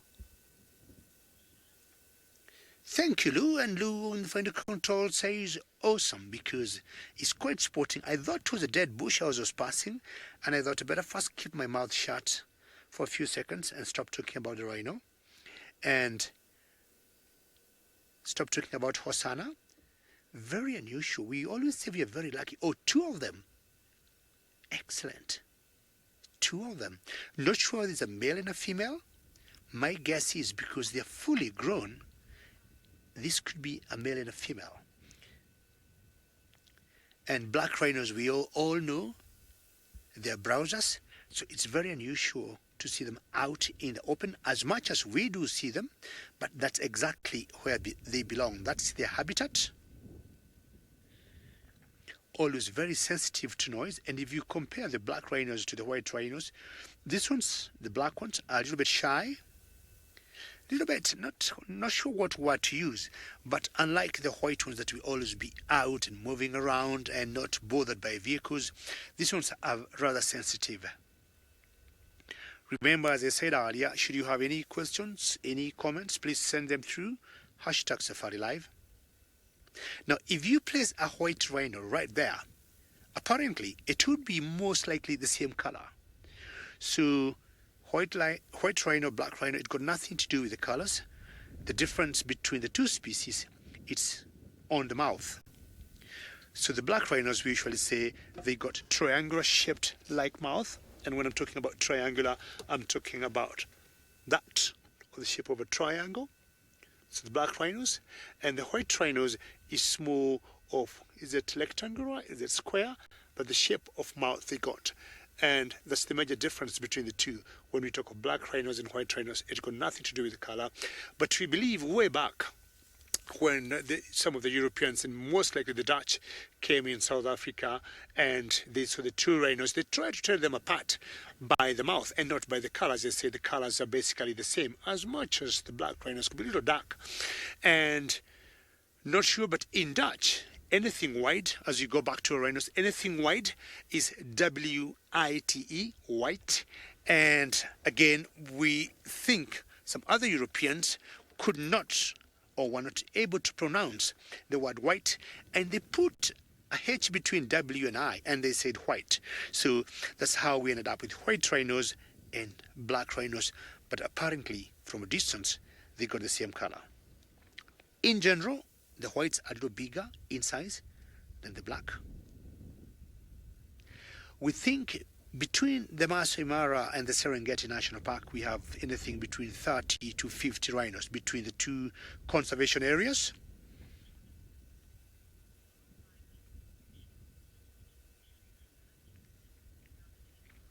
Jonathan, again, lots of pleasure to hear your name for the second time. Yes, I would say the numbers of rhinos are going up. We have faced major challenges in terms of poaching the whole of Africa, and my figures could be wrong. Let me talk about Kenya from what I've gathered when I was in college and what I get from the experts. In the 70s and early 80s, we had about, say, 20,000 rhinos. We think today we have less than 1,000 rhinos in the whole country, which is a bit worrying. But the good news is the numbers every year have been going up. Annually, the numbers have been going up. So, Jonathan, very good news. We get lots of funding from you people when you watch us on Safari Live, when you get tourists visiting us. The proceeds or the money, the park fees they pay goes into conservation, and the game rangers do a wonderful job. So we think, I would say, Jonathan, the numbers are going up. Not where we were a couple of years ago, which is very good. Quite a concern why, the poachers will come for them. And I think the big market is always in Asia. And rhinos are one of the big five, which was hunted way before by the hunters. And of course, the poachers came in. But the rhino horn is, what the poachers will want. Then they sell it. Depending on the final users or the end users, we got people who will use it for medication. There have been always a myth that they use for aphrodisiac reasons, but there are certain parts where they use the rhino horn to make some sheath for daggers. And any man that will have a dagger that he puts in a sheath will give him some kind of status. I'm so happy when I see the number of rhinos, the numbers climbing up, which means it's good for all of us. We'll not be here watching this, beautiful big animal, or the guests who come visiting Africa just come and like, where did your rhinos go? It's very quiet animals. In general, you see them solitary, the black rhinos. Max 2, like here, and I would guess maybe a male and a female.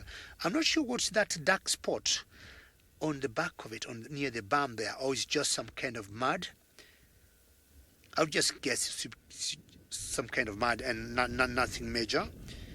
She's moving back slightly. The other one is just laying down there, and my guess this is a male and a female. And when you see them mating, it has been rumored, well, I have seen that they mate for such a long time.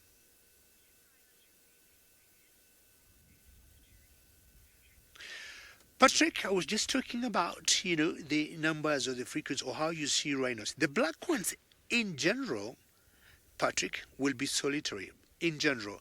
But now, in this particular case, we got two. And my guess is this is a male and a female. But looking at the white rhinos, you could see even 6 together. Not that you can see 6 together in black, but maybe you could see a male and a female, and maybe a cow with 2 calves, 1 fully grown calf, 1 young calf. So you could also see that. But generally, the black rhinos are very solitary. The rhinos that you see in big groups will be the white rhinos. So I was talking about mating of rhinos and where the myth, because you got people who believe that the rhino horn, it could have some aphrodisiac properties. When you see rhinos mating, they've been known to mate for like 30, 45 minutes non-stop. And unfortunately, people have thought, well, that magic would be on the horn. And I think practically that is nothing but myth. So the other one just stood up. And again, as I said, looking at them closely, they are more or less the same size. So chances are this could be a male and a female. And once they finish mating, they'll go separate ways. Very sensitive. And maybe because the wind is picking up, they had just to rise up. It's always a big day for us when you see rhinos here. We have them, but in this particular part of Kenya, the Mara Triangle, we only have the black rhinos. We've got other parts of the country where we've got white rhinos, but when you see a black rhino, does that have a very short tail? Yes, looking at that one. Yeah, the tail is short. Might have been cut while a baby. The one now on the left of your screen has a short tail. It's rather strange. I don't remember seeing a short-tailed rhino. So facing different directions, sometimes like the zebras, you face that way, face this way, just in case anything would come from either side. And all the concern you see in them now is because of how the wind is picking up. You can see all those bushes there, how they're swinging around. Those bushes, we call them orange-leaved crotons. And many animals you'll always tell because their senses, for example, of hearing is not very accurate. So that's a bit of a concern for them.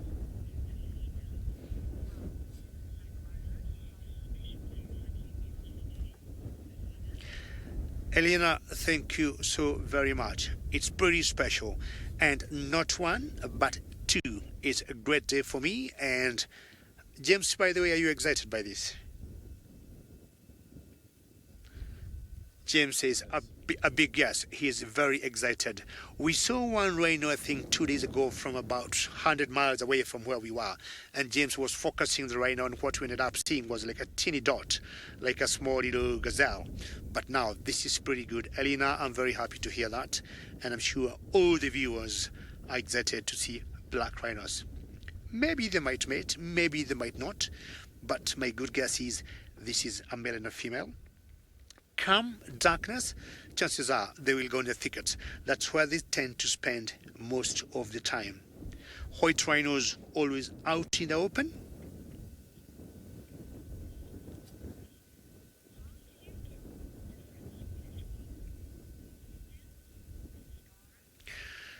This color, good question. Generally or in general, for the black rhinos, the females are slightly larger than males. That's number one.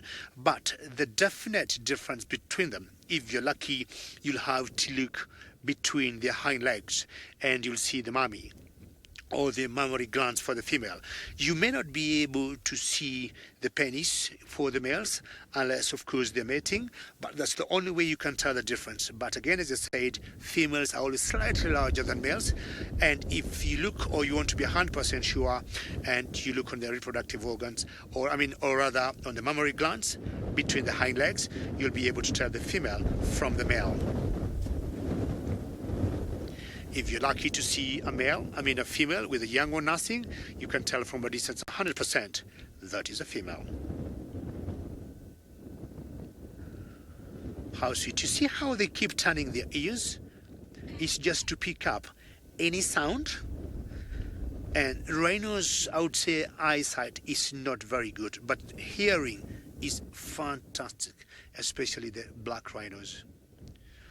For the game rangers to be able to keep track on them, they have been known sometimes to make notches on the ears, like a cut. The same thing we do for goats and sheep back in the village.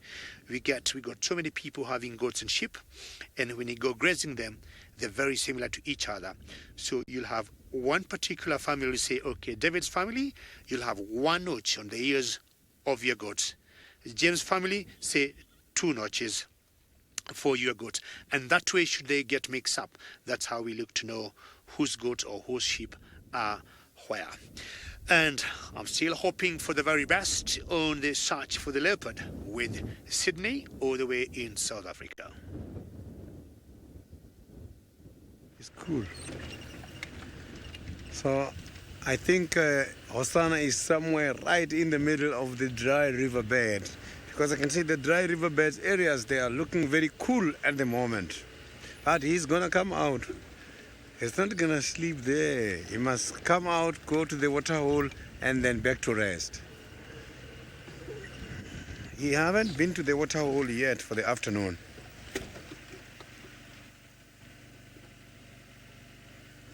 Just want to check something here. Not too sure if this is a rock or something. I just want to check here on the ground. Oh, it's just a normal rock. When looking at the shape and how it's done and shaped, I thought it was a dung beetle ball, but it is not. This is just a normal one. Maybe this is also confusing the honey badgers because the honey badgers is the ones who likes to dig and get hold of the balls done by the dung beetles, crack them and eat the larva. To me, this looks like a dung beetle's ball. So I'm just going to carry on now and see if we can find any evidence with regards to Hosanna in this area this afternoon. I was very convinced that that was a dung beetle's ball.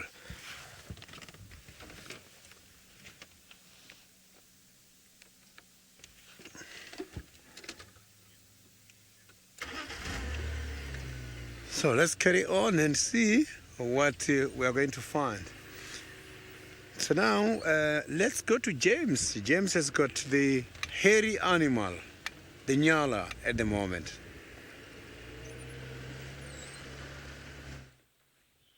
Yes, I do have a hairy animal, the Nyala, at the moment. There it is. Male Nyala. Bull.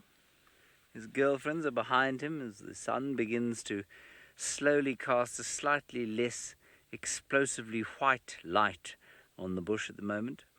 It's around about this time of the day that you start to remember why you live out here. Everything goes from being burnt out, hot and real, just kind of desiccating, to much more pleasant. And he's a wonderful fellow. Have you him? Don't you think he's wonderful? Very fluffy, says VM, yes.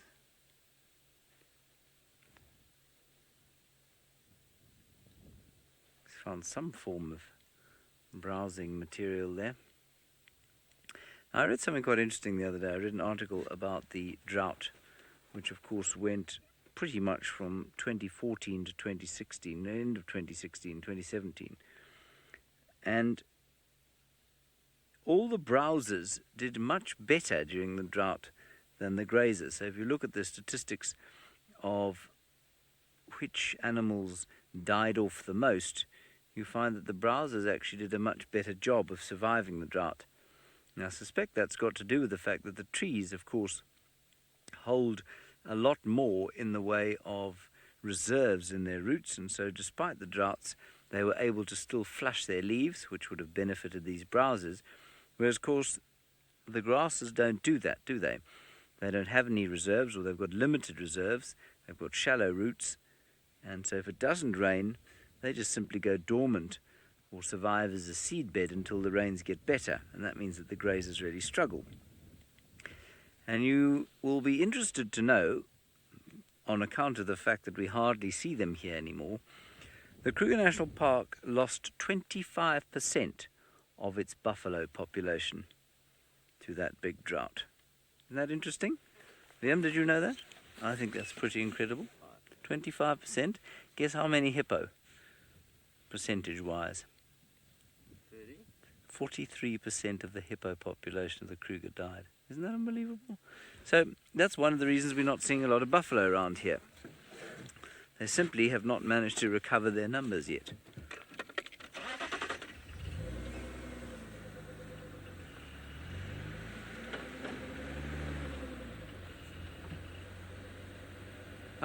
A comment from Louise saying that she has read that there's likely to be another El Nino event this year, and of course the El Nino events are the wet ones, so we're likely to have a very wet year here in southern Africa.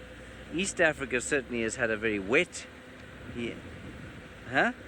No, La Nina is the dry one, isn't it? I thought La Nina was the dry one. I'm wrong, aren't I? I don't remember now.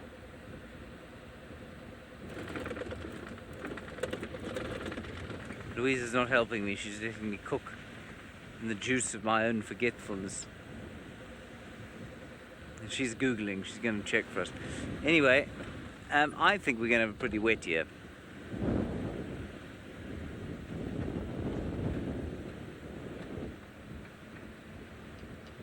Okay, so El Nino is associated with warm water. And does that mean we get more or less rain?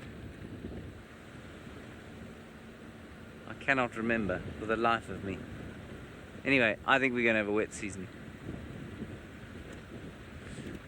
The only thing that's making me doubt myself, not so much because of El Nino, is that East Africa has had a massive amount of rain, and often, apparently, it's opposite. I've never actually done the statistics on that, though, or looked at any actual statistics, so I'm not sure if it's true or not. Now, we have a bird of prey up ahead here. There it is. Do you see it? Do you know who I think that is, Liam? Let me introduce you, Liam, to he who has ruined the Wahlberg's family.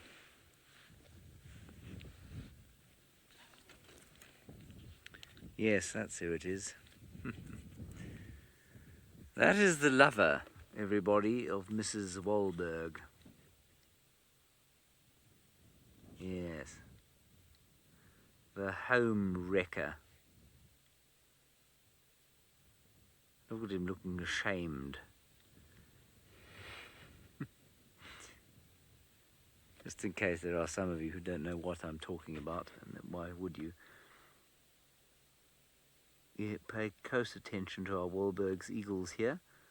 They are migratory, and just near the camp there was a pair of pale-form Wahlbergs that came back every year, and they tried to make a baby every year. Some years they were successful, last year they were not. And this year, well, Mr. Wahlberg has either been thrown out of the house, or he's died. Regardless, Mrs. Wahlberg has moved on quite swiftly to this young buck that we're looking at here. I think he's got about a rather sour face, really.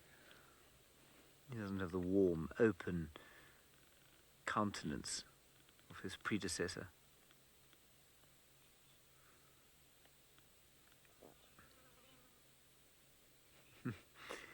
Of course, Trish, your scenario is equally possible, or equally feasible, and that is, of course, that he did something wrong, and she had a good lawyer, tossed him out the house and said, "I'll show you, chum," and moved on to this chap. Either scenario equally likely, I suppose, although I'm not sure how big divorce is in Wahlberg eagle communities. They are monogamous, but that doesn't necessarily mean that they mate for life.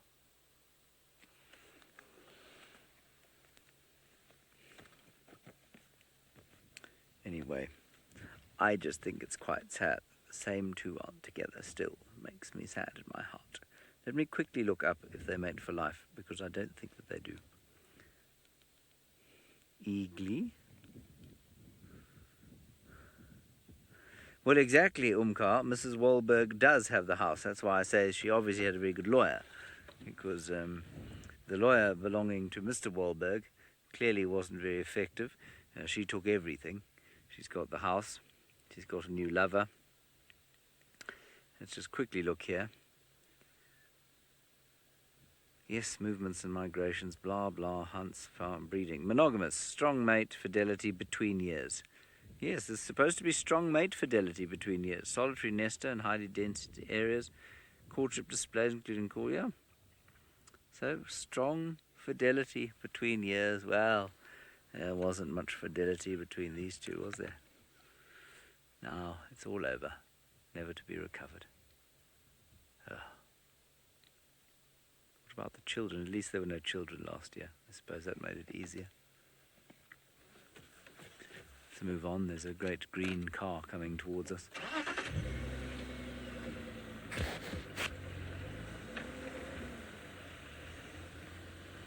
Duke, how dare you? How dare you say that? You say it looks like Mrs. Wahlberg upgraded. Well, if that thing is an upgrade, I don't know.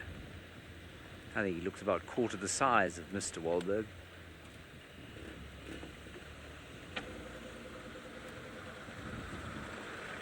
Ah, here. Alrighty. On we go.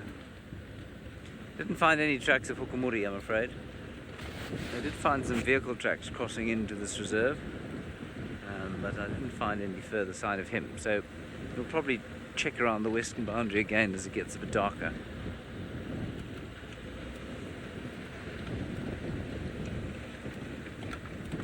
In the meantime, we shall go back towards the Waterhole at Vulture and see what's coming down for their evening drink. Louise, all I got there was caddy and the katika should dip and dip at you one.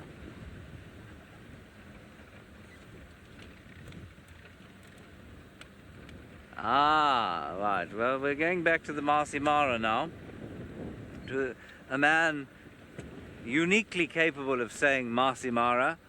That's why I say Maasai Mara, because that's what David Gatambugutu says.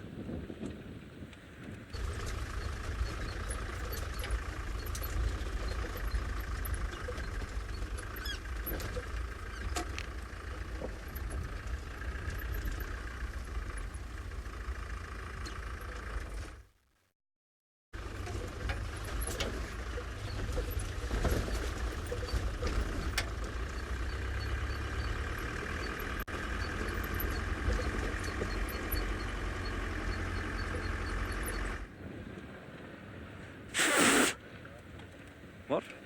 We live? Are you sure we live? Ah. Luckily I didn't swear about my earpiece.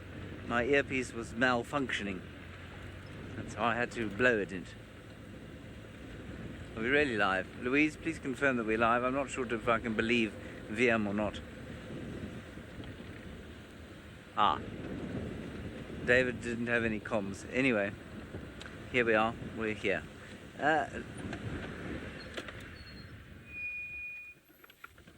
Look, Viam, burrowing squirrels. Now, let me just quickly inform these animals as to what they really are. You are a tree squirrel. You live in trees.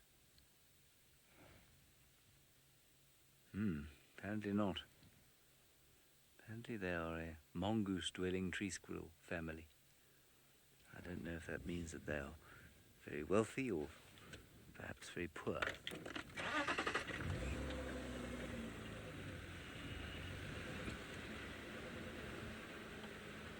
I must confess that if I was a tree squirrel, I would choose to live in a tree, because I would imagine the chances of being devoured inside a termite mound by a snake or some such would be that much higher. Maybe I'm wrong. Oh, it's a little pearl spotty owl there. You see it? Say when, Viam. You got him there. There you go. Pearl spotted owl, everybody. Oh, look at him. Hello, pearl spotted owl. I call him a pearl spotted owl because that was what my very first tracker used to say. He spoke very little English, and of course he didn't know what a pearl was. He didn't really know what a spot was either, and so pearl spotted owl became pearl spotted owl.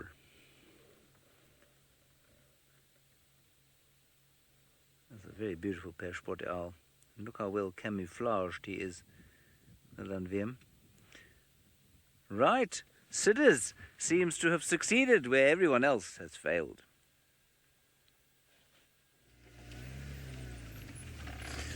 I just won the battle now. You can see I have got Hosanna with me at the moment after a very long trekking which took us hours and hours. Now see, Hosanna is right in front of me.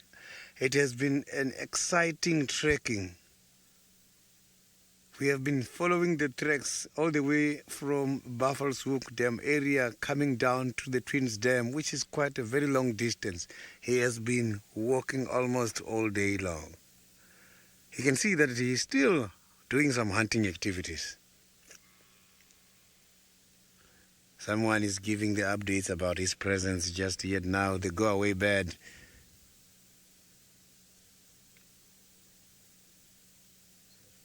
So the go-away bird just gave a signal such as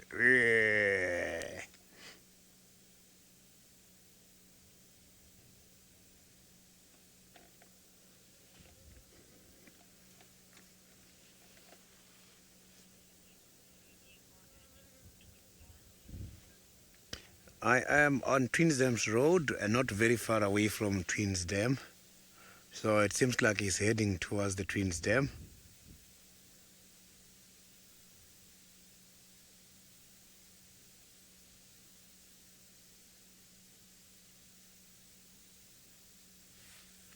We might see something interesting this afternoon because I can see that he is still hunting. And this morning I left him hunting. So maybe now he might be successful. I want to see that action happening today.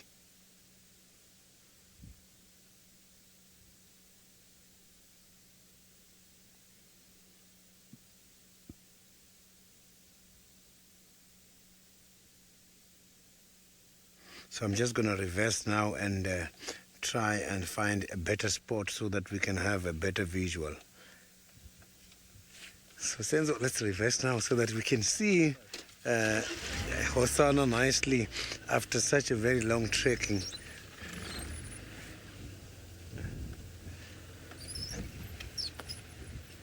So me and Senzo, we always agree and disagree when we see treks when we are doing this trekking. So today we were just agreeing. There was no disagreements.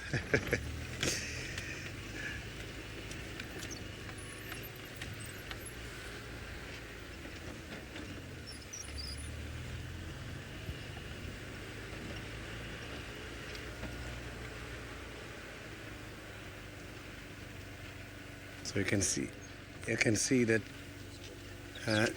you can see that he is doing some hunting activities. He's walking very much slow and concentrating right in front.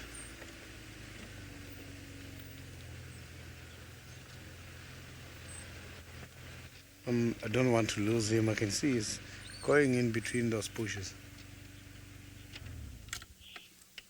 Sure, thank you very, very much for such a lovely comment. And I'm going to enjoy this sighting. I can see now the sighting is slowly developing. Soon as it's clear, I'm going to celebrate as well.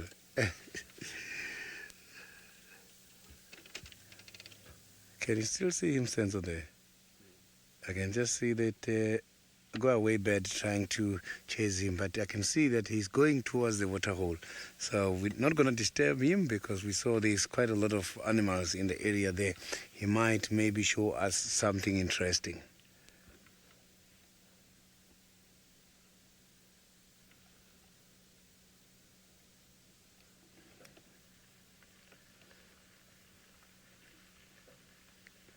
I've just lost the visual now, so I'm just gonna pull forward and see if we can see him nicely from the corner there.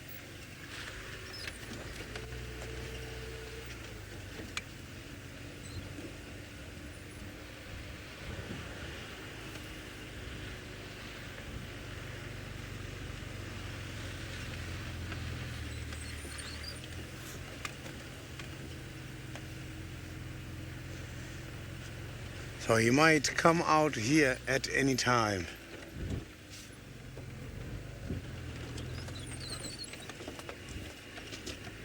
So he's right somewhere in the thick bushes, thick guari bushes. And you can see it's still very much green here because these guari bushes are right close to the drainage line. So these areas, they do have a lot of moisture underground. Yeah, there is he. I can see him coming. He's laying down now.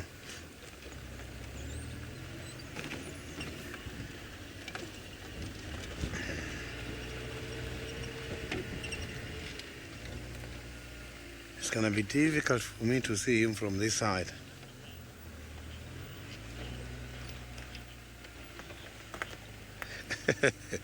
Smokey, that is very true. Me and Senzo, including Herbert, we are a very good combination when we're out every time. But with Senzo, there's quite a lot of disagreements. When it comes to trekking, there's a lot of disagreements. So you can see there now, he's right in between the trees.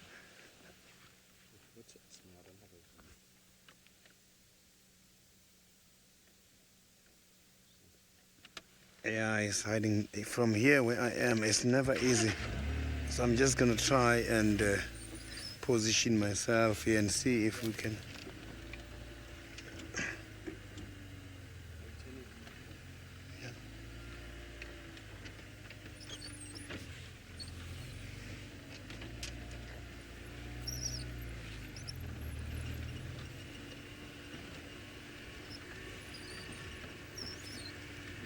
I just want to try and give Senzo a better visual.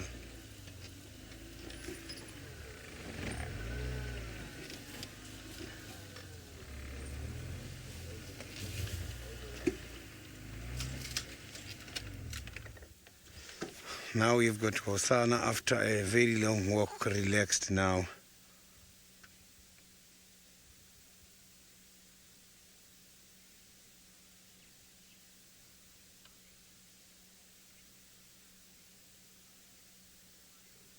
Wild.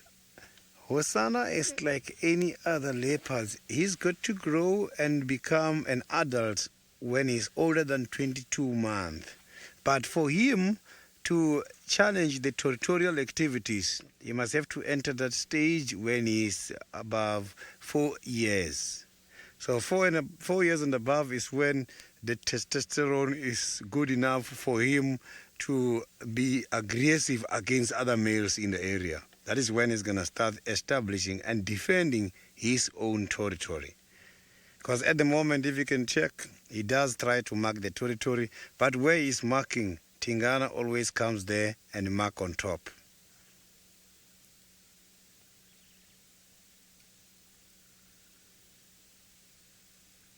You can see that he's very much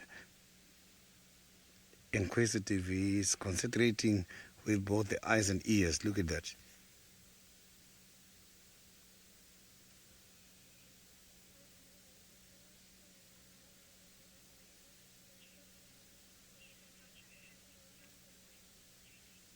JC Osana indeed is very, very much handsome. Look at the necklace there and the pink nose. Lovely spots.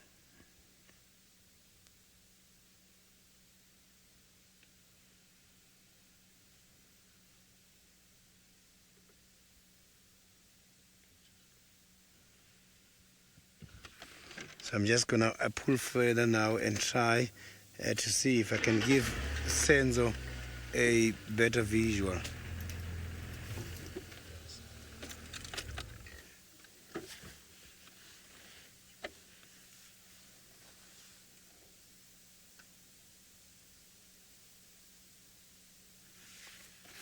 So I'm very much interested to see his intentions for this late afternoon.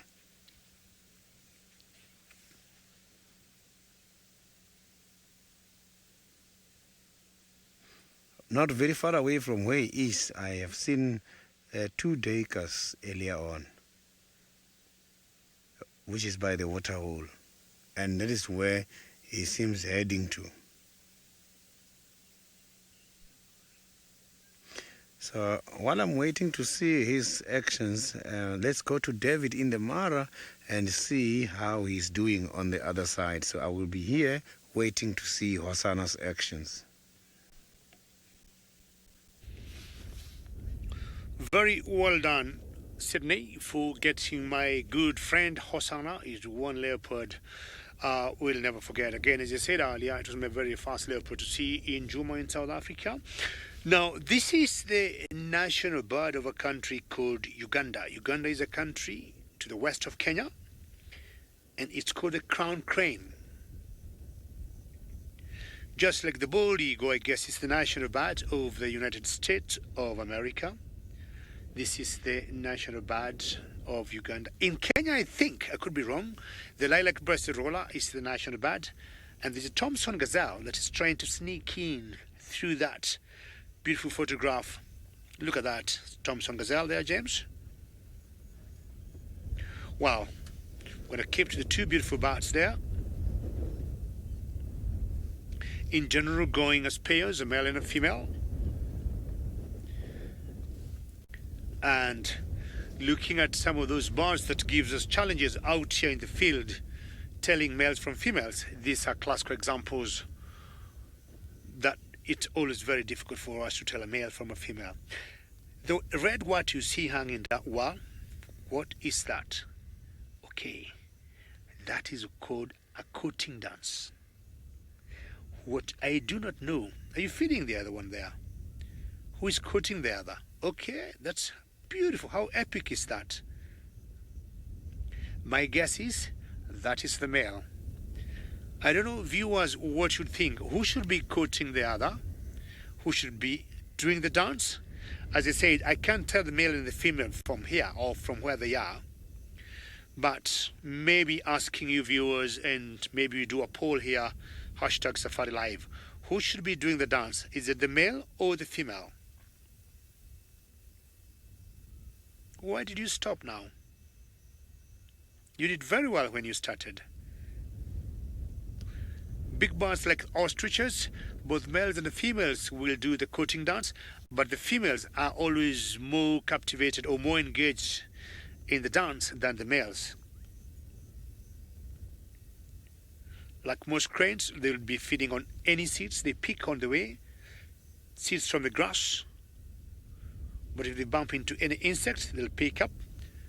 Yeah, and Lou in the final control says this is so very cool. Some of the species of bird that I've always seen pairing up together. Very unusual to see one alone. And when you see the chicks, they are very different from their adults. They'll always lay their eggs somewhere near water, and then they make small little twigs for their nests.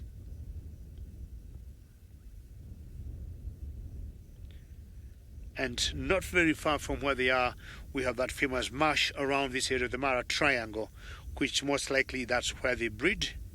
And there's nothing as cool as seeing these two birds doing a full courting dance and when they're mating. Well, I agree, males should be the ones doing the dancing. I'll also be asking my camera operator here, James, who, James, do you think should be doing the dancing, the male or the female? Well, James disagrees, and James says the female should be doing the dancing. Look at that wing spread there. Well, I would also say, I agree with the viewer who said the male should be doing the dancing. Yes, it's the male that should be doing the dancing to excite the girl. And in the background, you can see a huge herd of buffaloes there. And you notice now we have gone to IR. It's getting a little bit dark here.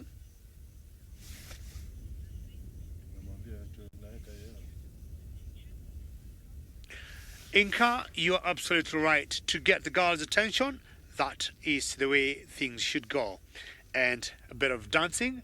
And as the male dances more, we have seen, as again, as I said with the ostriches, the more the girl would think about the male. Earlier, we saw some males that were ganging up against one particular female to drive her to mate with that one particular male we saw. But here, it's very easy. We have one male, one female, and I think they'll have a very good mutual understanding between the two. We need to see you guys dance again. One of you should excite the other. And from a distance, we can hear lots of hadada ibis going, ah, ah, hadada, ah. Not sure you can hear them there.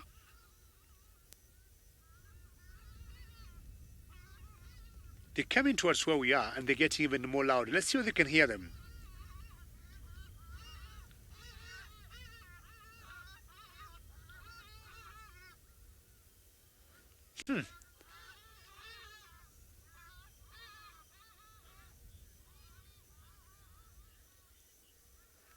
Excellent. As it gets darker here, things change. There are those animals that get busier than others. And very good to hear that the spotted cat is on the move now.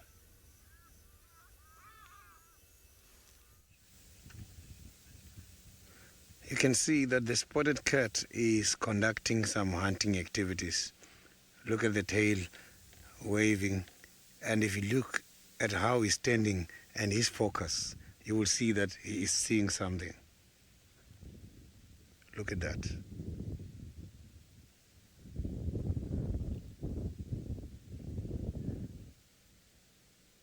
I am not seeing yet what he's looking for, but I can see that he is getting very excited.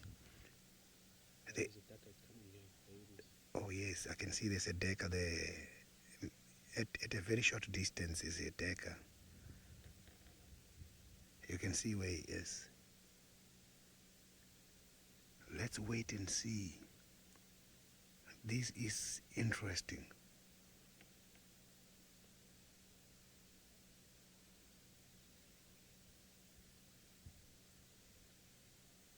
Look at that.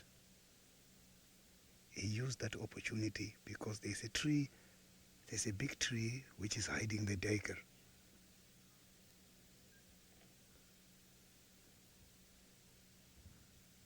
Maybe he's going to win this battle.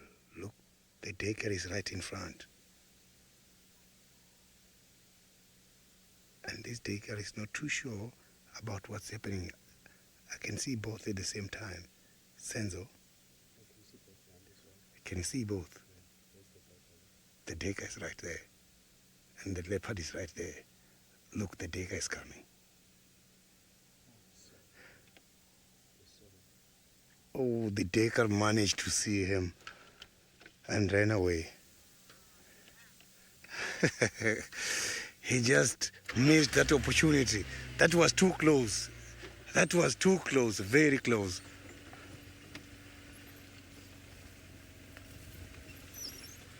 I think he might get another chance because I saw about 3 Deckers in this area now.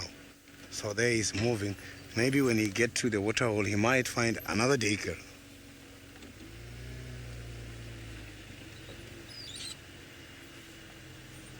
He have just missed that opportunity. That was too close.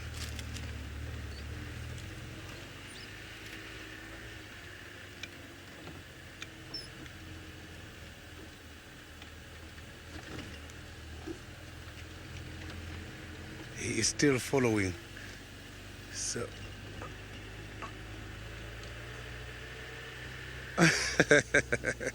yeah, that is true. Hosana is being too impatient.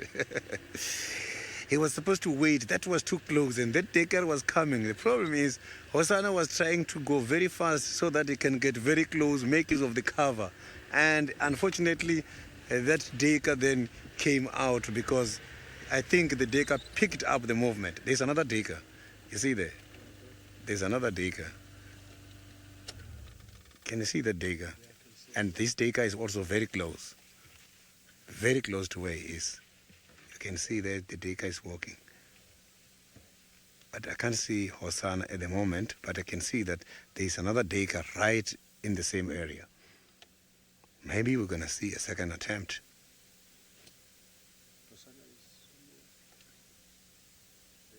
Hosana is somewhere there, looking at a different direction.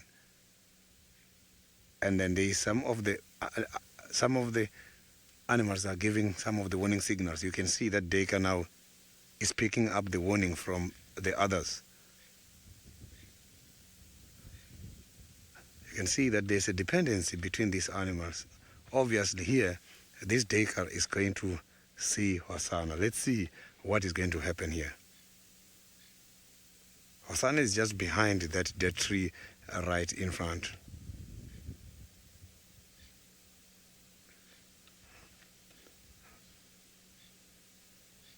Maybe something is going to happen here.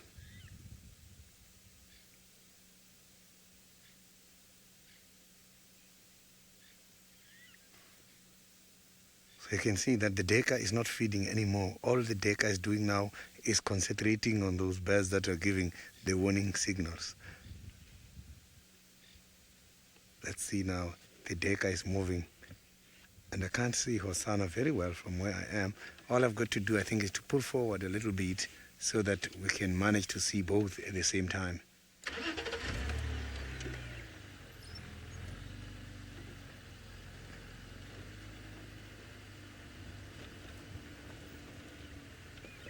Can you see them both, Senzo? I can see the Decker right there, but the Leopard is somewhere behind that bush right in front. And I'm not too sure if that Leopard is looking at this direction. Can you see him? Oh yes, he's hiding. He saw the Decker now. I saw how he went down very quickly. So he's very sure that there's a Decker there. He might be trying to hide because I saw he did manage to pick up that Decker. So here we might see something interesting at any time from now.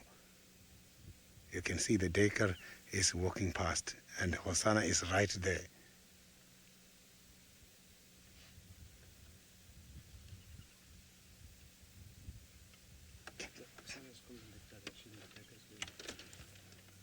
So now Hosana is going towards another direction and the Decker is going towards this direction now. So it's showing that Hosana is not aiming at this Decker. They were both very close to each other, but Hosana did not manage to see this Decker. Maybe something is exciting him here.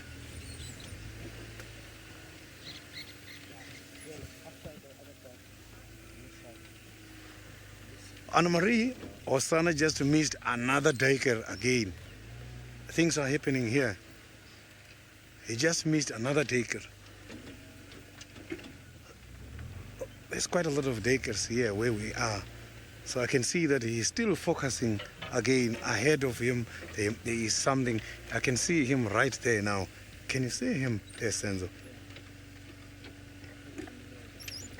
Yeah, let me just try to position myself. I think the duikers are getting very camouflaged. They are confusing Hosana at the moment. Because where he left, there was a duiker which was less than 10 meters away from him. But he went down to concentrate on the other duiker. He's getting confused.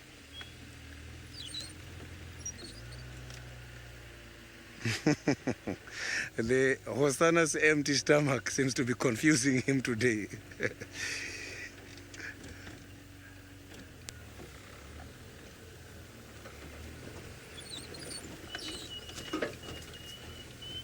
I can see that he is still looking at something. So what I'm going to do now is to go back to the drainage because I can see that he is going down towards the drainage line again.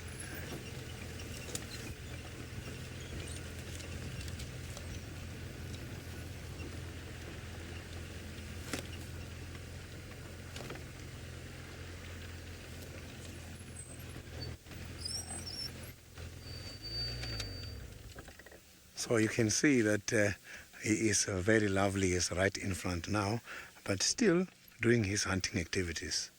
You can see that his focus is everywhere.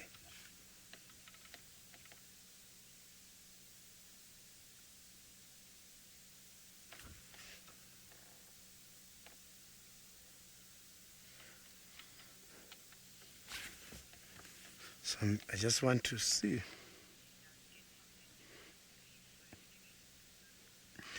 Yeah, I hope so too. I hope he's going to have something to eat tonight. He is looking very hungry and he's confused now. I can see there's too much duikers in this area where I am now.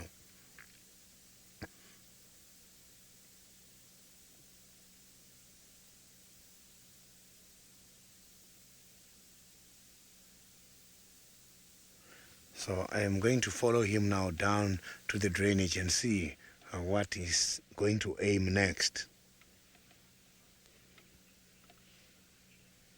So now while I'm following Hosana, let's go back to David, who's got some elephants at the moment. I am still after Hosana doing his hunting activities.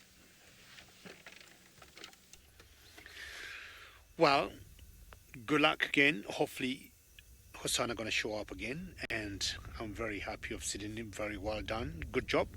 We don't have two different species of elephants here, but one must have been swimming in the mud the whole day, or must have been eating in some marsh area and it's covered by mud and it looks dark or black in color and not the normal grayish color that we see in the ellis. So the one you see on the right is a bit dark in color. It doesn't imply she's a different species. It's the same savanna, African elephant, and the one to the left, much bigger. And maybe if you look carefully on her legs, you can see also some dark patches of dark mud. And now if, again, we have gone to IR, infrared, and what we normally do, we try to avoid invading the space of these beautiful animals. We don't want to shine any light on them, and they may not even notice our presence where we are.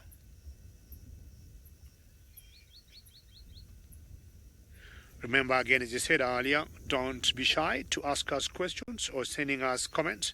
Hashtag Safari Life on Twitter. So what will happen as they keep, grazing now and plucking the grass from the ground, they'll be leaving the area that is wet. If you look at that, not almost the ankle, maybe way below the ankle, it's dark, and then going to higher grounds which are much drier. Elephants on their toes have been known to get foot rot.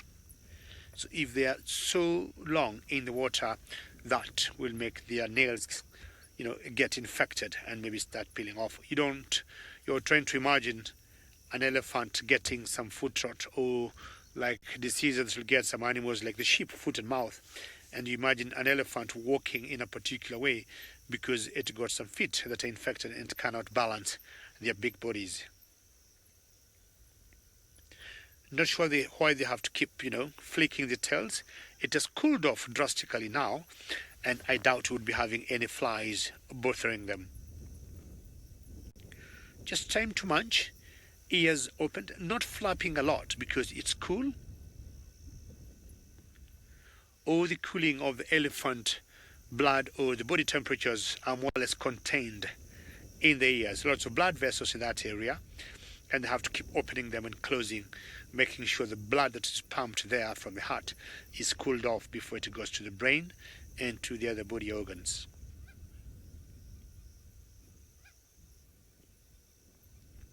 Such a peaceful sighting. It's quite a big herd of elephants around here. Very close to what we call the marsh area is when I was working in Juma in South Africa. There's one area I loved going, the Chitwa Dam. You'd never miss an action there. I would compare this marsh area to the Chitwa Dam. There'll always be some kind of activity, be they the animals around there, the mammals coming in to drink, the hippos or ellies, or even the reptiles, the crocs, or if you could be lucky, you could see some winter lizards swimming by. You can hear elephants pulling off the grass from the ground. Frogs happening or tending to be getting much active now as it gets dark.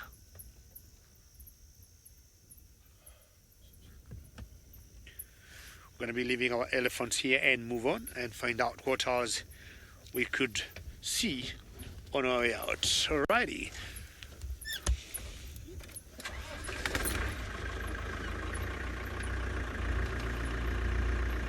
Diane, if we got your question right, is what elephants are grazing at. And this whole area, Diane, is full of very nutritious grass, green. And as I said, the area has a marsh and it has water all around there. It never dries up. So it's one area that's always very popular with the ellies.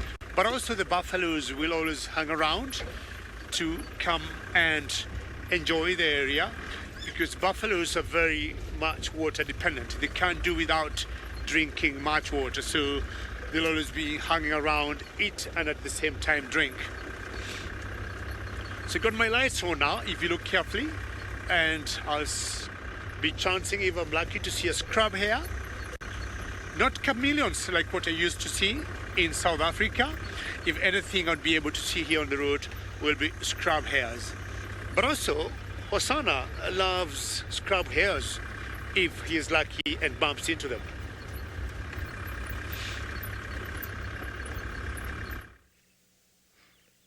Hosanna is still busy trying to do his hunting activities, and now you can see how he's sitting there. You can see that he's focusing on something. I'm not too sure what it is, because every time I got guided by his concentration, I can see he's concentrating on something which is right in front of him and on a distance or very close, not too sure because of the thick bushes.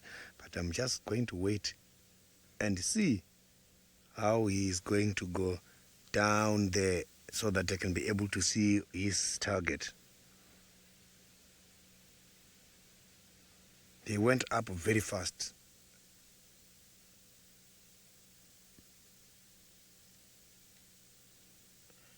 He is right on top of the hill looking down.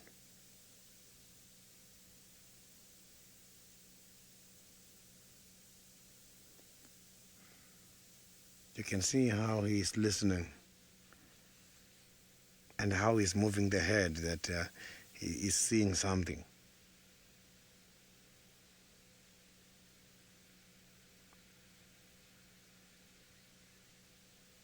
How he uses his spots for camouflage is very interesting.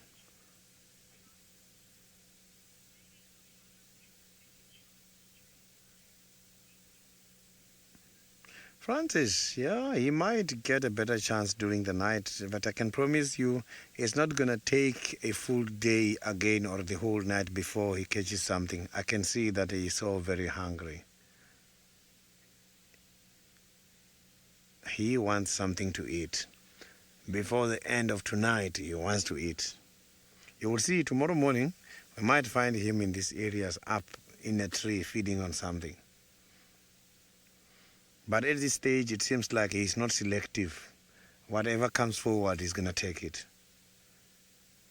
Yesterday, he missed a squirrel. If he was trying a squirrel with such a diminutive size, you can see that anything which tries to come past here, he's going to take it.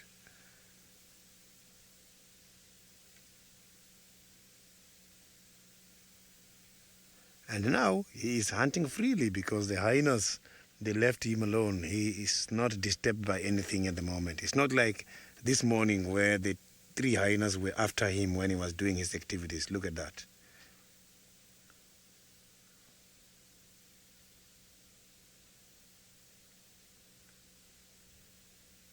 So you can see that he's walking in a very clever way. He doesn't want to make any noise. So I can see his focus is down at the drainage.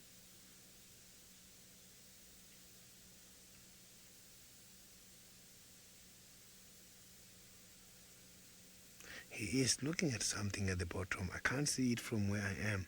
So I'm just going to read his thinking and then consolidate my spot where I can see him nicely. I don't want to interfere at all. I just want to get guided by his actions.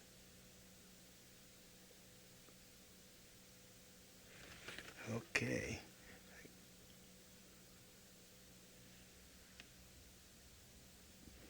So I can see that he's focusing somewhere down there at the drainage at the moment.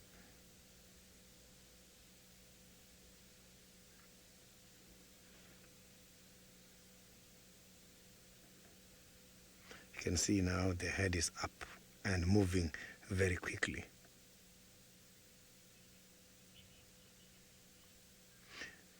So now let's go back to James, who is looking at the moon. Where is the moon? Oh, he's looking at the moon right there. So let's go back to James and see what he's saying about the moon.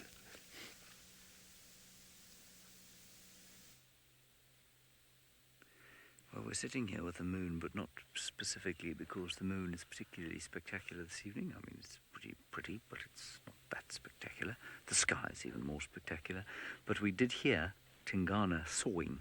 Well, I'm assuming it was Tingana somewhere around here. And I was hoping desperately that he'd begin to saw again. But he hasn't. So let's carry on. I'm assuming that he's heading towards water, which is what he normally does at this time of the day, towards the Gallagher Pan at the end of a hot day, so maybe we'll be lucky and we'll pick him up there.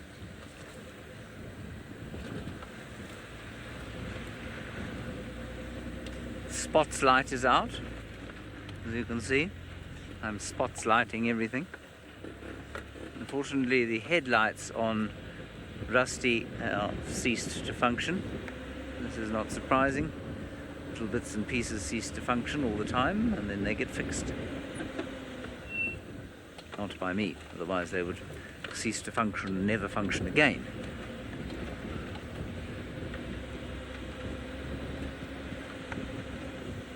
So we're going to just drive towards the Gallagher Pan and then sit and have a listen there for a while. More often than not, that's where he's fetched up as it's got dark. Didn't find any sign of hukumuri, I'm afraid. Oh, there's a Nyala looking a bit chilled to the max. Sounded like he was quite far from where we are now, but I'm just guessing that this is where he's heading. And he only called once, which is very inconsiderate of him because he has been calling relatively frequently of late. What we don't want to do is miss him at the pan. Anyway, at least Horsana is around and hunting. to question his hunting skills at the moment. I think he's lost his confidence.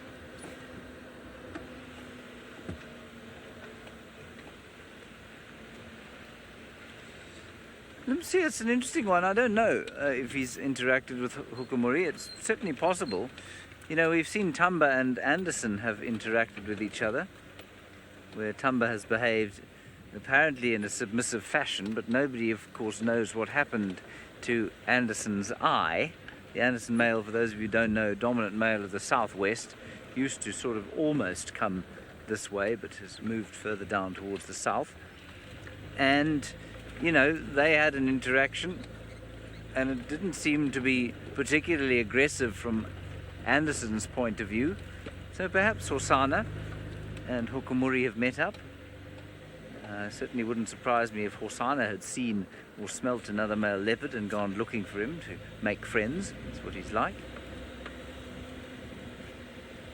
But I don't know. Nobody's seen it. Certainly I haven't heard any reports of it. We're going to go to the Waterhole, and then we're going to turn off and we're going to listen again. Now, the three people who are on this car all have earpieces stuck in their ears, which means that it's amazingly easy to mishear the direction that something comes from. And I didn't really trust myself. Kenny thought it came from further south of here. We tried that, we didn't come right, but it could easily have been further south of where we are now. He's not here having a drink. So let's just turn around and have a listen. Come on, Tingana. He's calling, but he is miles away. That's on the northern boundary. Unless it's another leopard. Maybe it's Skijima, says VM. Let's just give it another few seconds, because if that was another male leopard, Tingana will almost certainly reply.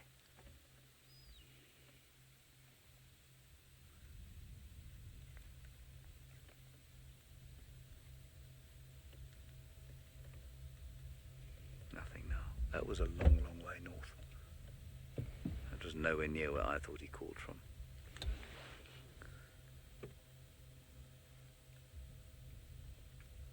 Now, of course, you will not hear his voice above the sound of the engine, so let us enjoy this duiker. Let's see if he doesn't call again. The duiker doesn't think we can see him, of course, here, because it's dark. We are in infrared, if you're wondering, you haven't just gone colorblind.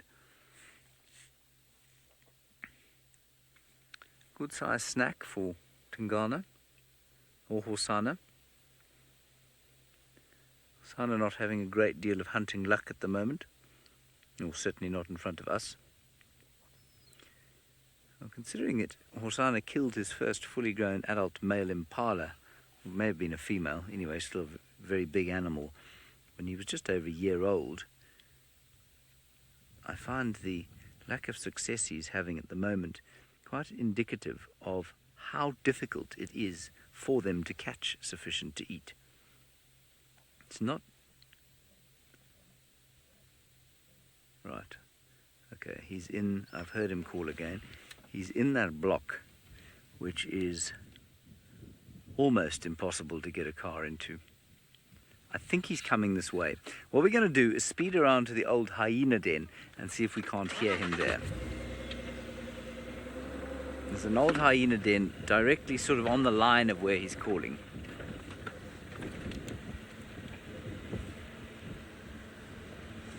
Alyssa, I'm not sure that Tingana is calling more often. I'm wondering if he isn't just calling more in sort of audio range of us, and that's because his territory really is not very big at the moment. He does not been going down very far south, not been going down very far west. He has been going relatively far east, I suppose. But I suppose he's feeling pressure. My only guess is that he can be feeling pressure, or that he's, that he isn't calling more often and he's just closer to us, and that's why we're hearing him more. Anyway, we'll pop around onto Mvubu Road Let's see if we can't find him. Ooh, couple of bumps. A little bit of time left to get him. I hope we can. Whoa, sorry everybody, hold on tight. Liam's used to this, of course. Kenny is not so much.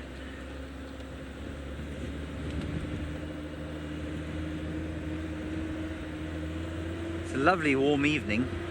That cold front has finally gone away, which we'll probably regret come the weekend when apparently it's going to be 39 degrees out here, which is, well, no short of 102 degrees Fahrenheit. That's pretty warm, I think.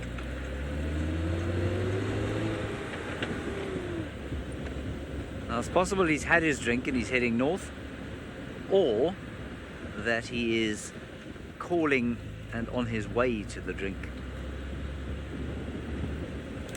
Louise says she enjoys warm evenings like this. Yes, we all enjoy the evenings. It's the days that precede them that are a little tough. Ah, David Gathamba Gitu has managed to find himself, well, rabbits. Oh, in 10 seconds. He's got them in 10 seconds. I forgot, of course, that he has them in the Maasai Mara, which means that he's 10 seconds away from here. Well, Tingana should be seen today before we finish the show, because I think he is the loveliest leopard in Juma, big in size. One characteristic I remember about Tingana is his huge dewlap, and I don't think in the very near future any leopard is going to compete, or any male leopard, even Hosanna, is going to compete with Tingana in terms of that massive leopard. A bit quiet now for me, not much is happening, but I'm chancing on the way I may see either nightjars or scrub hares. But also once in a while we have seen hyenas coming on the road, you know, just coming to warm up and coming out of the grass. So scrub hares is my best bet. That is a jackal there. Two of them. I don't know whether James can see that. James, do you see those jackals there? Just try and see what you can get them. It's quite unusual to see jackals at this point, but there are two of them there. Very good. Run, run, run for your life. I don't know when you're running, but we have seen you either way. And that's what called back to jackal. Always going in twos, always very monogamous. Very lucky. We've seen some very unusual animals you normally don't see. And just like hyenas now, knowing they could be having animals that, or the predators could be going hunting, they might come out.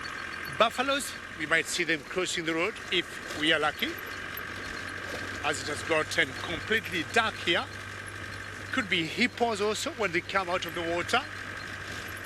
And I'm seeing some buffaloes here. Not sure. Let me just switch off my light and see how close these buffaloes will be on the left here, James. I've switched off my light. Let's see if they go away. Oh, they're gonna come up. My apologies, James. It's just stopped suddenly there. But if you go to the left, look at them. Good evening, buffaloes.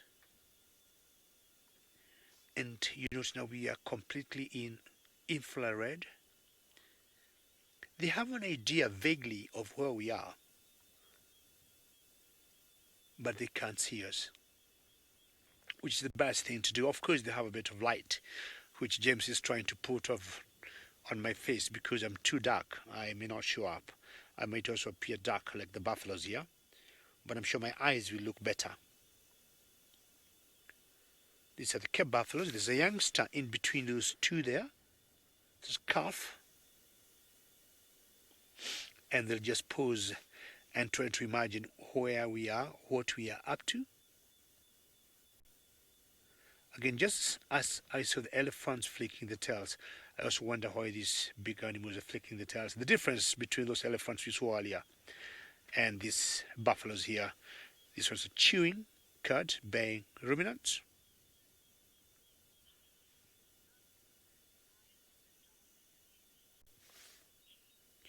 DNG, very happy to know you're still on board watching. Thank you so very much. Yes, but look at those eyes. I mean, to me, they look very colorful. You're seeing a whole huge body there and just seeing two eyes like two light bulbs. DNG, thank you for still being there with us. And that's a great comment coming from you. So we'll see little moths flying on the screen. And I think Sydney is doing very well. He got a different type of a spotted predator.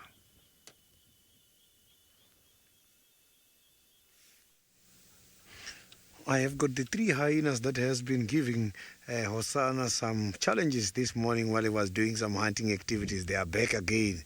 They have been tracking down Hosanna as well, like I did. So now they are right in the same area as Hosanna. It's just that now Hosanna is somewhere deep in the thick bushes. I'm still going to look for him again. So these hyenas are on a mission after Hosanna. These are the beneficiaries. Look now, the hyenas, they are now performing their greeting ceremonies. This is one of the very fascinating greeting ceremonies. Oh.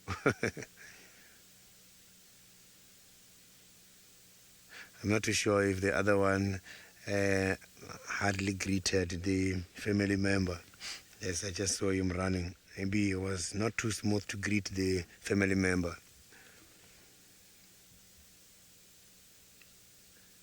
So now, I am just going to move on and see if we can find Hosanna again, because I don't want to lose him. These hyenas, they are around here looking for him as well.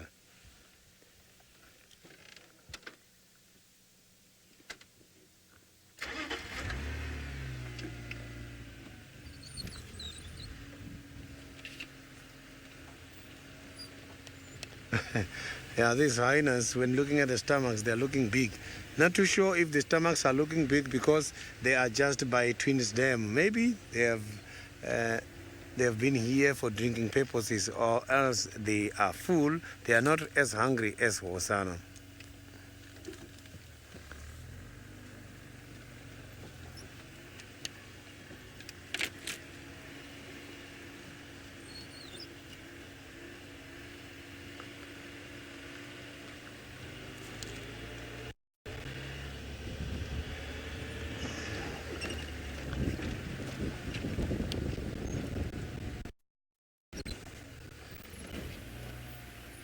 So now let's go back to James, who is searching for Tingana at the moment, and see if there is any luck yet.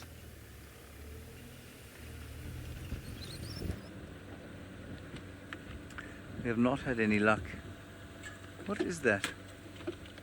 What on earth? That looks like a leopard to me. Them. Don't say I never found you leopards, see? In fact, it's two leopards. Is it one or two? The one that's calling is just up ahead here. I think this is... I don't know what's going on here, everybody. I really have got no idea. Let's try and get off road a little bit. This looks like a female. I don't think this is who's calling. Not that females don't call. There she is. That must be Tundi. Can you see her there, Vim? Straight over the top of this bush. To the right there. That's it. Just keep the camera there. We'll get her now. There, we got her. Right. So, who is that? It does. It's not, yeah. No, it's a 3. That's a 3. It can't be Tlalamba. She's relaxed, everyone, so I'm going to try and get closer. Must be Tundi. It must be the Queen.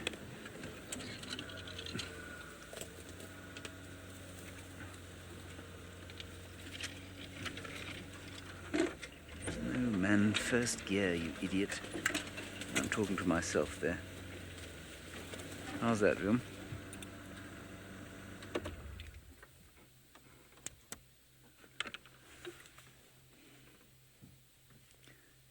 Could you look this way? Yes? Show us your ears.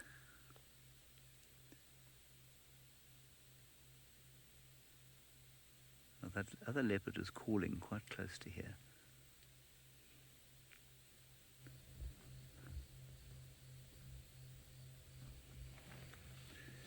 Well, there it is. My guess is Tundi here, and some of you will definitely be able to recognize it from this picture. I find it a little difficult.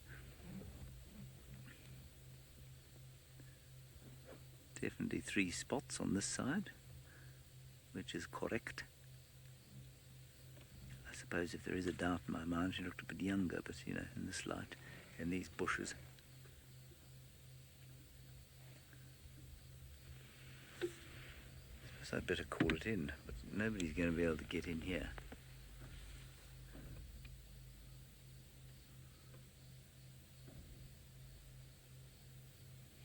Does anyone disagree that this is Tundi, other than Wiem? Wiem? Do you think this is Tundi? No idea. Hard to say black and white. It's been a long time. Oh, look at the ears, look pretty intact.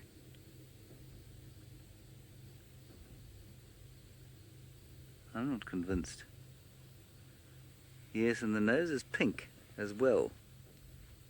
Right, so we have a mystery.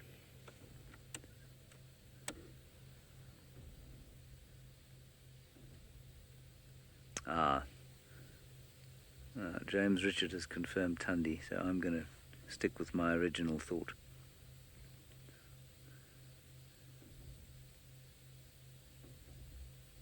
Oh, there's Tlalamba. There we are. I thought there were 2. Ha ha ha ha ha. Sorry, I didn't mean to laugh.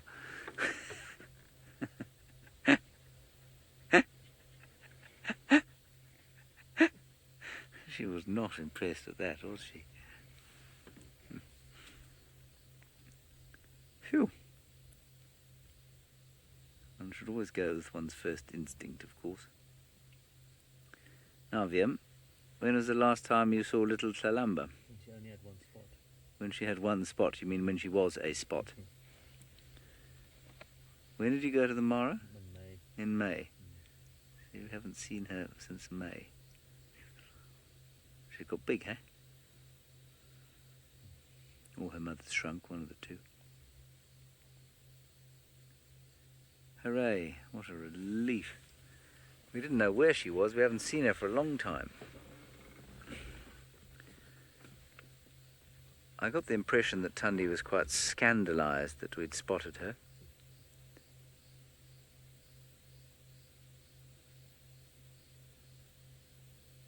Oh, there you can see the chips in her ear now. In her right ear you can see she's got those rips. And many of you over the moon that we've managed to find Tundi and Tlalamba, as are we, and I'm sorry about that stick. I don't think there's anything I can do about it. I will just, let me put a light on and see if I can't move a little bit. What do you think? Going to be a waste of time, hey?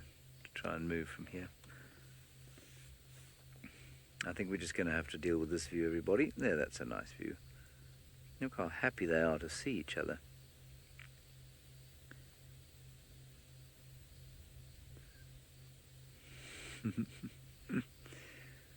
Oh, what a stroke of luck that was. I wonder if it was her calling. Could have been.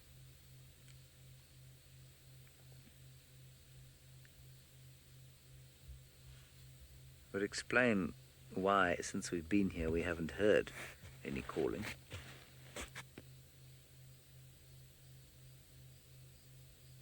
Now, I suspect they've been on a kill here.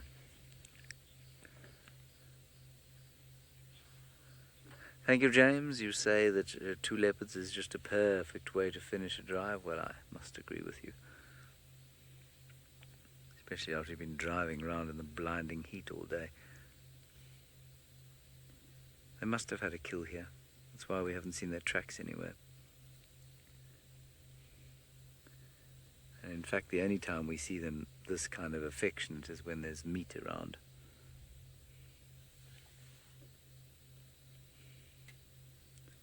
So this will be a good place to start tomorrow morning.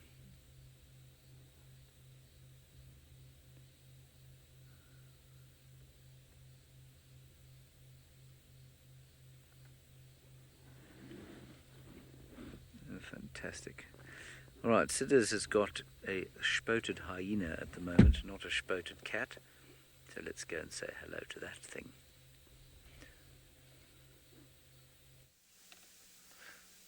Oh, look at this hyena. Can you please go to flare? This is lovely. Look at that. You can see with all his paws now. So these hyenas are after Hosanna. So Hosanna just got disappeared somewhere in this area. So I'm not too sure where exactly, because him and these three hyenas, they are avoiding each other. Hosanna, he doesn't feel comfortable with the presence of these three hyenas.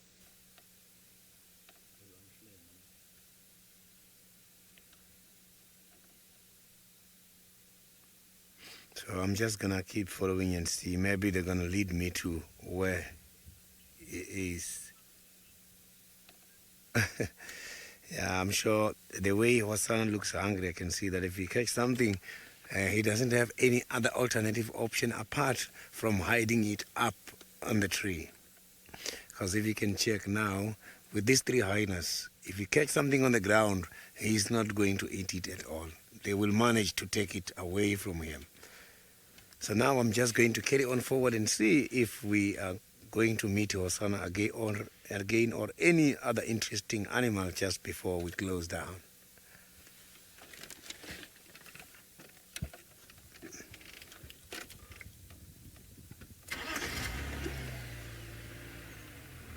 And these hyenas are very much quiet, not making any noise. All they're doing is keep following Hosanna. Because these hyenas, the last sighting we saw them, it was where we saw Hosanna this morning. So it means them and Hosanna probably walked more or less the same kind of a distance, because they were at the same spot this morning.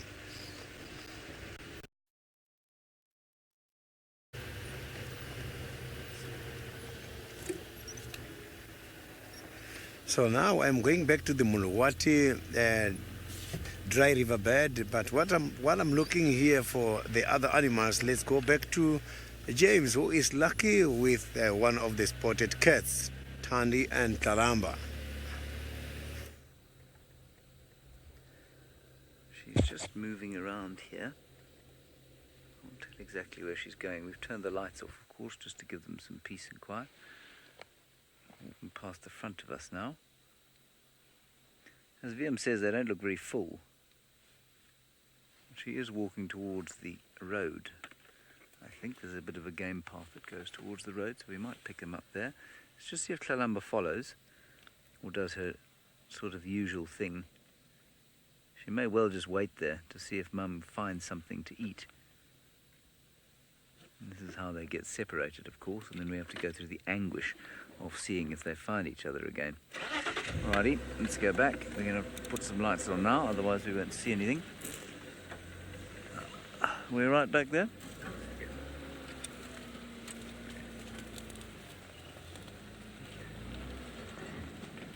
What a stroke of luck that was.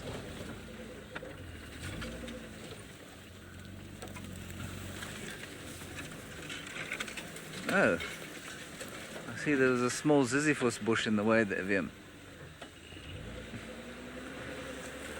Let's have to go over it. It was dead. Don't worry, everybody. Vim, I haven't heard you congratulate me yet. There's the cat. I've just done it again, Vim. I've got a spotlight. Yes, I have. She's going into the thick stuff there. Oh, she's going down into the drainage. Let's just have a quick look down there. I don't think we're going to get another view. We'll never get a vehicle down that way. Hold on tight, watch your heads. No thorns. Ow. 1 minute left. Will we get another view? Oh, there we go. There she is.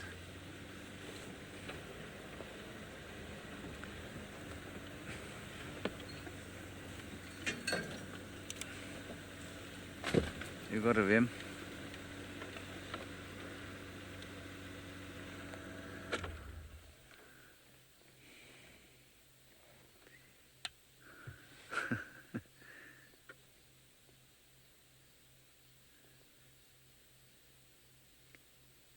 Well, that's going to be it.